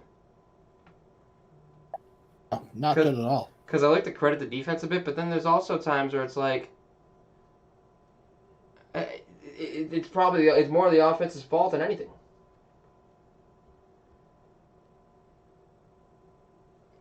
Peter Schrager goes, does Las Vegas counter with Mariota now? They very well could. They very well could. That's funny. You need a Hawaiian. I like that. You need a Hawaiian on field at all times. That's the rules in this one. That's pretty funny. That's a great question. I mean, if all of a sudden some quarterbacks came out there started running read option, I don't know what would happen. Be interested. That's for sure. I mean, you're looking at, what, 5 minutes left? Tie game? I don't hate that. I mean, it would certainly change things up. It would certainly change things up. I don't think they'll do it, but I don't hate it. Hey, once they get inside the 10, they've had 0 success inside the goal line. They've had 0 success. I would bring him in on the goal line and let him run read off, like let him scramble a bit, design a run play for Mariota too. They haven't been able to do anything otherwise. Why not? Shit. You know? So that's the page. That's the page that I would be on. Should be a good end to this game, though. You'd have to hope. Sure, it's going to be still piss poor. I think the Raiders are going 3 and out, and it's going to come down to Fitzmagic, and then there's going to be a conversation as to whether he should be the starter going forward. And that's no good for Tua. Right, but that's where I see that's my prediction right now. Raiders either turn it over, go 3, are going to eventually punt, go 3 and out, and then Fitzmagic's going to march down the field and get them a win, and then it's going to be quarterback controversy with a 10-5 team. Do they stick with the rookie Tagovailoa, or do they go with Harvard graduate and mountain man Ryan Fitzpatrick? Dude, you know what? I can't believe it isn't Harvard man and Harvard graduate and mountain man in describing the same person. Ryan Fitzpatrick is just a god amongst men. It's no man. He's just something. He is a god amongst men. Something. He's got a fine beard. I could only hope and pray. I bet he's the cuckoo bird in the locker room too. Likes to walk around naked and do stupid stuff. Dude, you say that. Remember when he wore Deshaun Jackson? He took Deshaun Jackson's clothes and wore the chain and wore the thing zipped all down to his interview after he threw for like 5 touchdowns with Tampa. You're 100% right. And he is ants. Which I can get behind that. I don't mind a guy like that. You need it, everyone. As long as You need it. I think you need someone who can do that, can be the leader, but also can flip that switch to make sure people know how to take the edge off too. I think he's both. I don't hate that at all. He got into Harvard. He's got to have a couple screws loose. For as much of the screws you have to have in your head to get into Harvard, you also have to have a couple loose. You can't be that smart without a couple of demons hanging around there. Not a chance. Especially if you're playing You'd football. have some shortcoming. Yeah. First and 20. Drops back to throw. Pump fakes. Pump fakes again. Rolls out. Derek Carr looking downfield. Now he's going to go way downfield. Pass interference. No call. Oh, Aguilar. Aguilar in the flex spot. Aguilar in the flex spot. Oh, my God. Do it. I couldn't have been more wrong. There's 100% a push off there, though. There's no flag? Flag at all.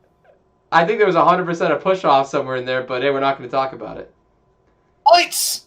Nelson Aguilar pulls his best Bo Jackson, keeps running into the. Your night's over, son. Like I said, there was definitely a push off there, but hey, whatever. I wasn't talking about all that.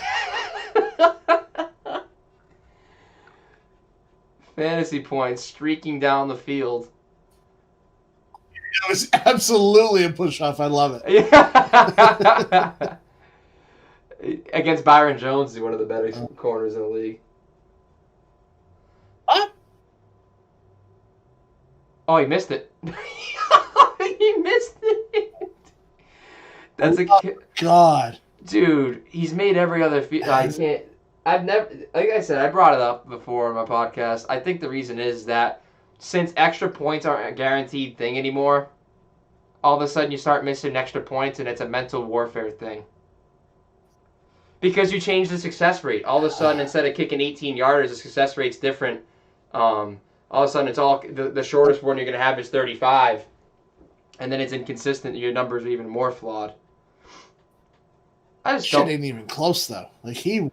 No, he just straight. That looked like my drive off the tee when I'm not warmed up yet.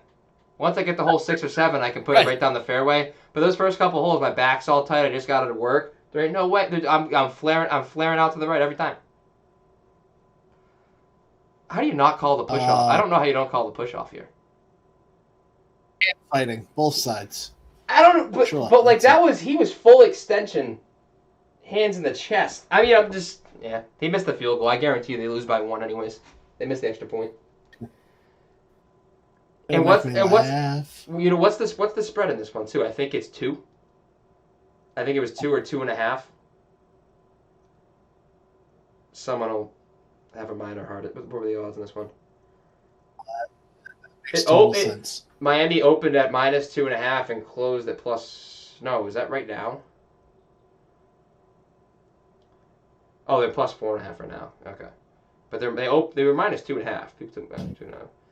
67% of the public's money was on them at -2.5 too, and it didn't move. Every 2 and 3 people bet on them to cover, and they didn't move the spread at 2 points. I don't know what that. I tell you that doesn't. I would not put my money there. When that much of the public puts that much of their bets on them, and they still don't move the line, the bookie's screaming at you. Yeah, we don't like that one. Oh, Isaiah Ford. That's a bad sign. Fitzpatrick with a quick hospital route to his receiver. Yeah, we've seen that before though. Oof. I remember when Jack set up. Drew Maurer got hit with the hospital route. It wasn't a hospital route. Drew just got cracked off the screen. You know what play I'm talking about? The West Bridgewater game. West Bridgewater. He got lit the F up. Hey, I'll give Drew a lot of credit though, because that's got up. He played the next play. No, not the next play, but he played the second half. But like. All of Rochester heard the hit. It sounded like a gunshot went off. He's got that on film. Yes, he did. You can still find that on the internet. Yeah. I miss Adam Ellis. I wish he was still around here. He'd be a great podcast guest. Probably still could be. Probably still could zoom in. Now that I mention absolutely. Now that I mention it. He was a lot of fun. He did right by you guys. It was awesome. Yeah, You know what I mean? He appreciated us in Upper Cape a lot. He really made that his thing, and it was really cool. Wesley Sykes too. Wesley Sykes did his Cape thing too, and appreciated us too. Same with Nick. Yeah, Wes is Fryer and Sykes both appreciated us too. Not a lot of people do. Good guys. We get along well with them. They've covered us pretty well for the past few years. So, like I said, Brendan Curry was clearly, yeah. Curry will be on the show. Oh, that's good. That's good. You're bringing him on. Like I said, I still the video. I gotta post it out to him. He was the first interview I ever had. That was in Cup of Cape, and then Fryer interviewed me against Sacred Heart. And I remember, I looked back on my interview against Sacred Heart, and everything I said, I was right. Like word for word was right. Just saying, like I don't think the scoreline doesn't really support like how close I think we are. I think we there's a couple of things a couple little more minor things that we have to execute on. We'll be fine. Everything I remember looking back at the end of the season. I look back like my camera roll, like football stuff I had saved away, and I was like, man, did I get that right? I'll look back. Have a look back after that. That was the worst practice of our season, and then we just never had a bad one. We never had one as bad again as that. Friday review. Only took one. Friday review. Only took one. It happens. Offsides. For to mentally prepare as a senior and before your first game of your senior season to be sent home early from practice, and then get shut out in your first game of your senior season. In a year where you're projected to be like the worst team in the area was not ideal. I'm pretty sure that Monday there was a pretty clear tone set. If I remember right. The thing wasn't a lack of effort thing though. It was just like an attention to detail though. It was not a lack of effort thing. It was like like I said, minor execution things that here and there people had to take a little more seriously. I wasn't really worried. That was a deal breaker. Oh, McGaskin. Gaskin to the house. Gaskin to the house. Of course it is. Hey, Aguilar at least scored. At least you're not hurting too much, but Gaskin's had a night. That's his second touchdown. What I tell you, Fitzpatrick's still get points in the flex. Fitzpatrick's gonna. Now you have a quarterback controversy. Going to the playoffs. You don't want that. But hey, you need to win the game. Look at this play by Gaskin. 1, 2, 3. Good block. Who's that? Gesicki. Good block. But yeah, it was execution and attention to detail, like knowing like certain like who has who on certain plays. I think defensively we're okay. I think it was like this just some minor offensive things. But then we were good. You said attention to detail. Yeah. Or some big. Because we were in shape, we had everything going for us. It was just that. It was better to get that game was funny against Sig. Yeah. With like being in the hospital the night before, Brad taking quarterback snaps and then getting hurt. Like that was a rough one. Do you remember his hand? The size of his hand? They had love it, God. And then the year before, straight Quasimodo. Dude, if you look at the run of events that happened to our running back in Jared, my sophomore year when he's playing safety, he has the whole neck thing where he thought he wasn't going to be able to play football again. I'm wearing 42 on my helmet. Junior year, the guy has strep throat go undetected. Do you remember between junior and senior year when we're lifting when he had the metal shards in his eye from the sand from like the air blaster and he had his eye was so red?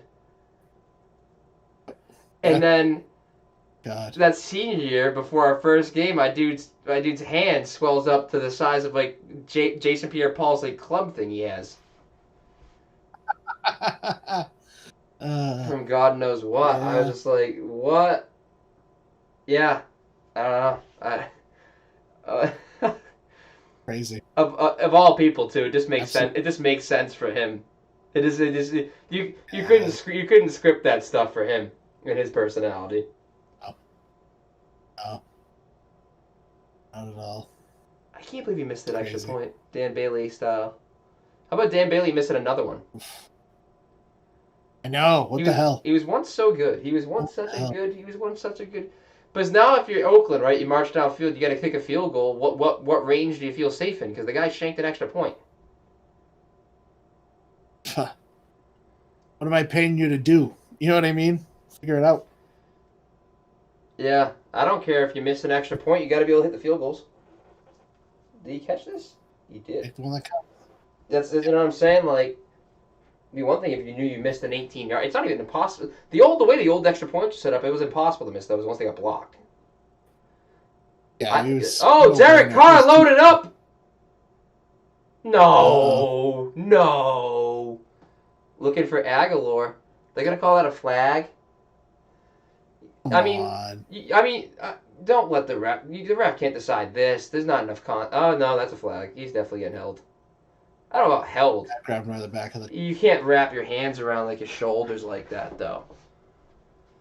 If he doesn't do this right here, like he didn't have to do that. Oh, so is it holding or is it interference? It's holding. That's interference because the ball was in the air. Yeah, you're right. Oof. Ended it well too. Or when you're playing Randolph and your receivers are just getting lit up freely and no one cares. Or who was it? We're coming back. Or my dad almost got tossed against Sacred Heart the second game in the playoffs when I was out hurt, my shoulder dislocated. Yeah. I don't even think he said anything about. Oh, he almost got tossed against South Shore too, but then again. Yeah. Par for the course with that. So. He didn't even say anything in that game either. I don't even know. He's just loud. He's not even like what he says. It's how he says it. Yeah, well. Charlene came over and told passionate fan. Yeah, I remember Charlene. They go talk. He was like, "What?" He said, "What?" Okay, Charlene. I love you. I don't know that Charlene's telling Butch anything. He did. She gave over until they ain't gonna get tossed. Or they're gonna give him 15 yards or something. Yeah, I don't know about all that. Oh man. So does Derek Carr throw a game? I feel like either a Derek Carr like crazy plays coming, like he's gonna scramble for a touchdown, or he's just gonna absolutely like throw a terrible interception. I see a pick coming. Do you feel? I have the interception vibe coming. Is this a Saquon Barkley commercial? Yeah, it is. Yeah. I got 5 on. What's up? I got 5 on a pick, guaranteed. Yeah, I feel at least a turnover, some sort of turnover coming from Derek Carr.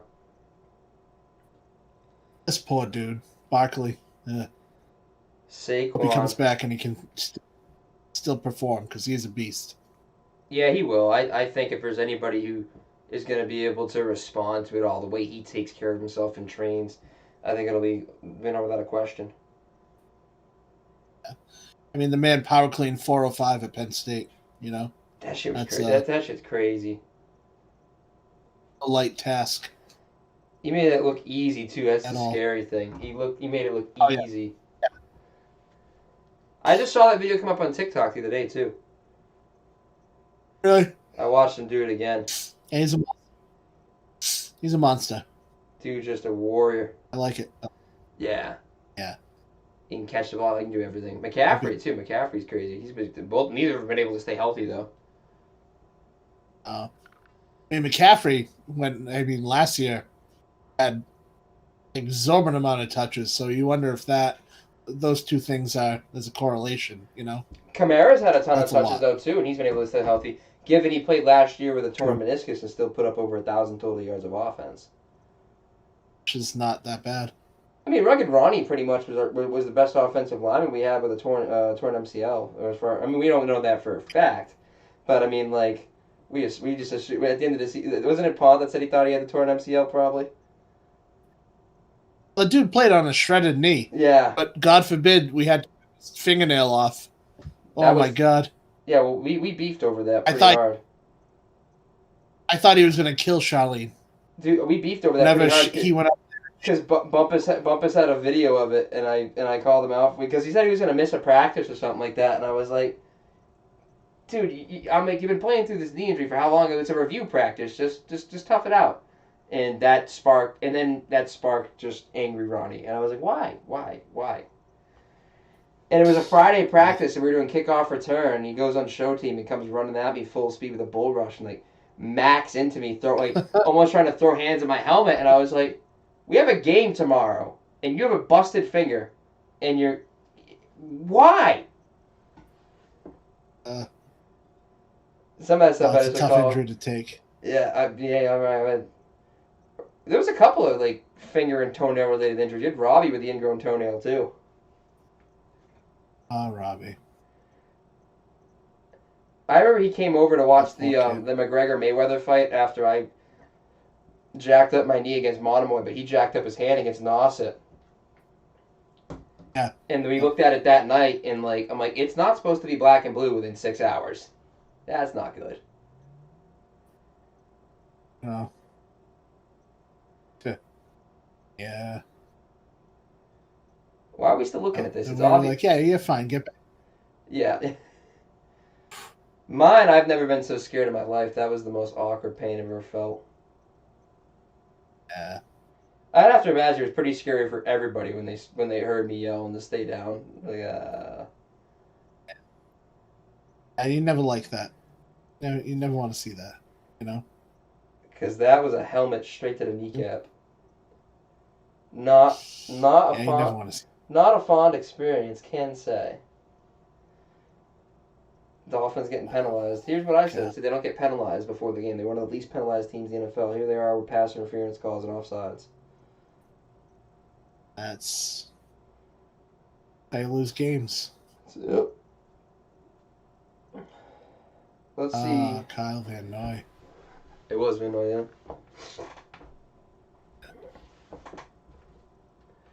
I'm still awaiting the Derek Carr turnover here, though. I am too. If they don't run the ball here, this will be insane. If they don't run the ball here. Oh, Ingles in a 3-point stance. You know they're running the football if the fullback's in a 3-point stance. Jacobs. All right, let the clock wind. I mean, all they need is a field goal. Right. I mean, run this clock down. I mean, surely he can't miss from inside 20. I am serious. I mean, surely. Possible. Ask Kevin Garnett. Anything is possible. I saw a TikTok of him the other day.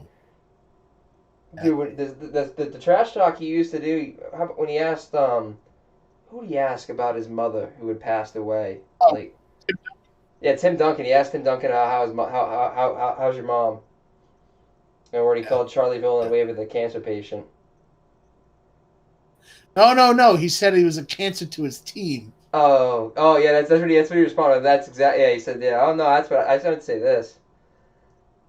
Yeah. They tried to let him score. They almost let him score there. But yeah, Kevin Garnett was historic trash talker. Yeah. They tried to let him score there. That was impressive. That was kind of nice. Watch, he slides. Watch this heads up play by Josh Jacobs. Love it. That's tick. See, Todd Gurley would have ran right in the end zone. That's a heads up football play from Josh Jacobs right there. It's a heads up football play from Josh Jacobs.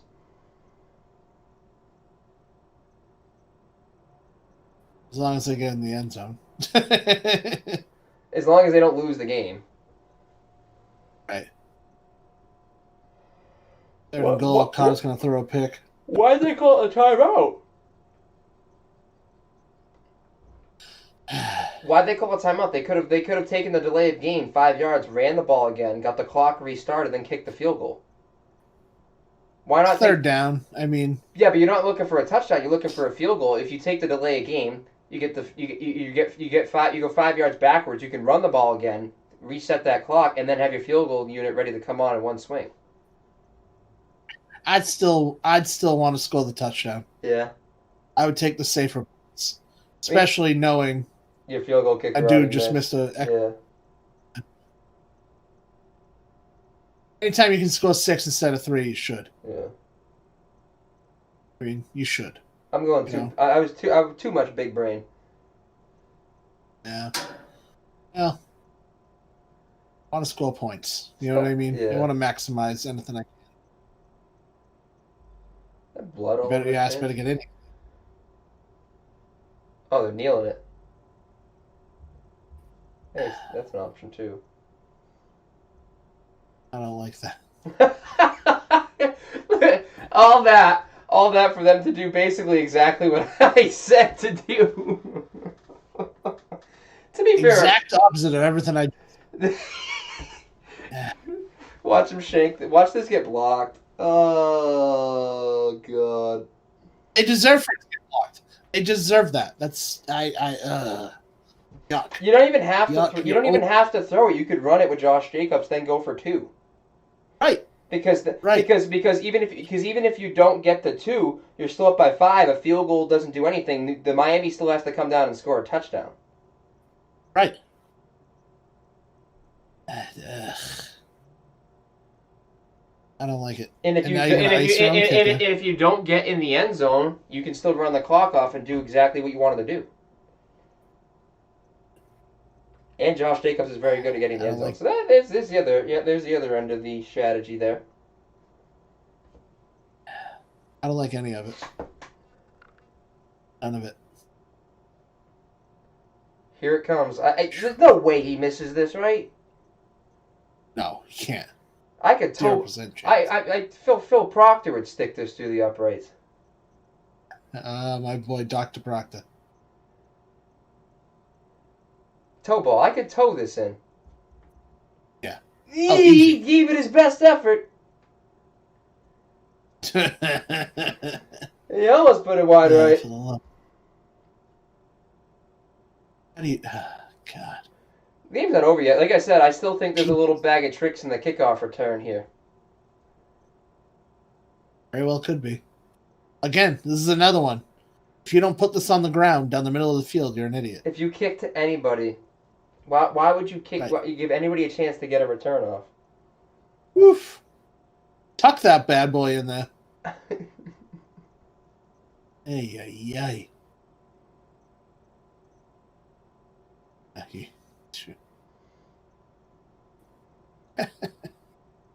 Quantum physics. Good grief. Well, let's see what we got. Heck of a bad football game, though. Yeah, no, this might be score 25-23 might be scoregami. I like it. I'd have to imagine 25-23 scoregami. So for a bad football game, at least we get something out of it. Coastal going to overtime right now against Liberty. Really? We should have done that game. We should have done that game. I think that game would have been. I think that game would have been wildly more entertaining than this one. Oh yeah. I would have been better aligned with Coastal, offensive scheme wise. Yeah. Again, why? What are you doing? Fitz magic. Could be like what no timeouts. Who was the kicker from the Carolina Panthers that kicked it out of bounds against the Patriots, and then they just. Oh, I know. You know, that's oh god, so bad. How do you do? That's just a choke job if I've ever. All day. Fitz magic. Oh, he's got a man. Oh my god, what are they doing? And roughing the passer. It's gonna be 15 more yards. What are they doing? I guarantee he's roughing the pass. It's 15 more yards. What? Oh, it's a face mask, and he completed it. It's 15 yards on top of that. It's 15 yards on top of the completion. And he got out of bounds. Yeah. That's gonna put. That's gonna put him right. That's gonna put him in field goal range. They just won. On one play. On one play, they just won. On one play, they just won. That's insane. I can't even see. That is absolutely insane.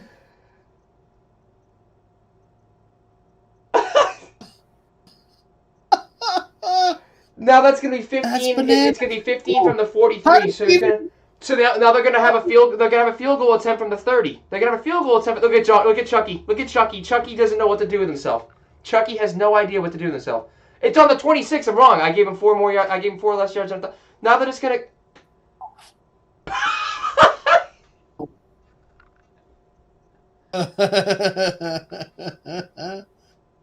Oh boy. Oh, what are they doing here? What are we doing here? Why are we throwing the ball? No, you can just. Why? No. Okay. One shot, one time. Yeah. You cannot take a sack. You didn't. You either got a touchdown or out of the back of the end zone. One or the other. I can't believe he threw it blind. That's insane. Oh, he's got to stick this too. Here I am bitching about the game, and then literally the most wild ending you could draw up. One of the more wild endings you could draw up. He's got to hit this though. He's got to hit this to make it worth it. 44 yards. He's been pretty good this year. I don't know. Does he have it in him? Yep. Does he have it in him? Sticks it. Yo, a little baby draw on that one. When I'm loose off the tee, a little draw. Started out to the right, let it draw into the middle of the fairway.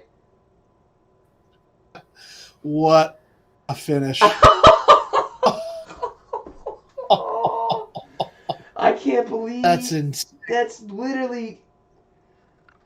Not only is it a 15-yarder, Ryan Fitzmagic is blind and just hucks it out there. Just what are the odds that a receiver's open near the sideline and he can actually get it to him with enough juice for it not to get intercepted, all while his face is being ripped off, his face mask is being ripped on, he can't see, he throws to the nearest receiver that he thinks is open, and that receiver happens to catch it and get out of bounds without a defender making a play on it, and 15 yards on top of that. Tell me the odd. That's why they call him Ryan Fitzmagic. If that's not Fitzmagic, I don't know. Completely bananas. All of this. Yep. Should you have taken that knee there on 3rd and 1? Or should you have gone for the end zone? I don't know. Yeah. And watch, they'll keep this on the ground. Yep, they kept it on the ground. Oh, uh-oh. Oh, do we have more wildness in? It gets crazier. No, it doesn't. Oh. Oh man. Holy hell. Holy shit. Wow. Wow. Oh, he picked the right game. Yeah, I was like, what? Good Lord. Are you kidding? You couldn't have scripted that any better. Oh, not at all. Come on. Oakland season. Oakland season's just, I came crashing to a halt. Ryan Fitzmagic blindly threw a 30-yard pass and got 15 yards on top of it. They had 25 seconds. They had 25 seconds to go, what? At least 50 yards? I'd say at least 50. They had about 25 seconds to go 50 yards, and they got 54 yards in about 5 seconds. No, it wasn't 5. It was 15. It took them 13 seconds to go 50 yards on one play. And the Dolphins proceeded. That is wow. That is terrible. That's absolutely. Yeah, the Dolphins won 26-25. That's got to be scoregami, by the way. Dolphins won 26-25. You got to watch the highlights. It'll be on Twitter and everything. Yeah, what a game is right off the rigs. I was very upset. 50 viewers! Folks! What's going on? Did you just see that Love it. Amazing finish? Love it. People are going to be calling for John Gruden's head for not going for the score late there. Given it was a smart play for Jacobs to go down, but I guess my strategy didn't work. My strategy did not pay off. They've been calling for my head in the morning. Score the points where you can score the points. And you have Josh Jacobs too. He easily could have punched it in. If he didn't slide down, he could have punched it in. So it's damned if you do, damned if you don't. Because if they score on that drive there, and that same thing happens, and they come back and score a touchdown instead of a field goal, they're still going to be angry. Why didn't you run the clock out? But that's what happened. Right. I think the Bills are going to beat them. Yeah, I think the Bills are easily the biggest competitor to the Chiefs in the AFC. But yeah, what an ending! Right. Absolutely, I absolutely think that the Bills are the biggest competitor to the Chiefs in the AFC because Josh Allen truly is a wild card. And like I said, Josh Allen went from I think it was 54% completion percentage his rookie year to 58 his second year to 68 this year. So I mean that just goes to show you. I mean Sean McDermott's a great head coach. And damn impressive game. That was wildly entertaining. It was entertaining more for the fact that some of the play calling was so poor, it was fun to laugh at, and then just the ending itself there is worth. What was the Miami? I think Miami's defense is pretty good. I think it's okay. I think Miami's defense, their special teams are good. They're a disciplined football team aside from a couple of calls tonight. Byron Jones is good. Xavier Howard's good. Van Noy's still pretty good. The defensive line's not too bad. It's a young team. Their big issue is going to be figuring who they have at quarterback. Is it going to be Ryan Fitzpatrick? Is it going to be Tua Tagovailoa? Is Tua going to be healthy? If they run with Ryan Fitzpatrick for the next couple weeks, you might even see Tua start in the playoffs because he might be healthy by then. Because I still think he's a little busted up from earlier in this with his thumb or with his ankle. I still think he's trying to recover from an ankle because there's not a lot of zip on his throws. So it's got to be some. Some of his throws have a lot of zip, some of them don't. Ravens fan, right. I hope the Ravens make it into the dance. You guys might even slip. I think you guys might have a better chance than the Steelers if you guys can win the tiebreaker over the Steelers. Imagine the Steelers lost out, missed out in the playoffs. Ravens fans and Browns fans would freaking cream. I mean,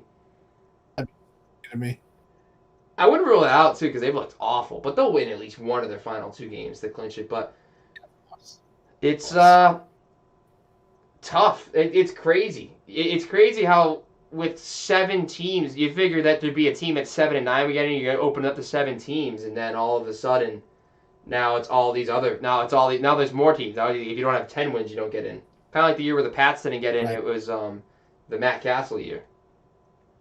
Castle was 11-5, and they didn't get in. Yeah, which is crazy. So the Raiders are eliminated. So the Ravens are still in the hunt.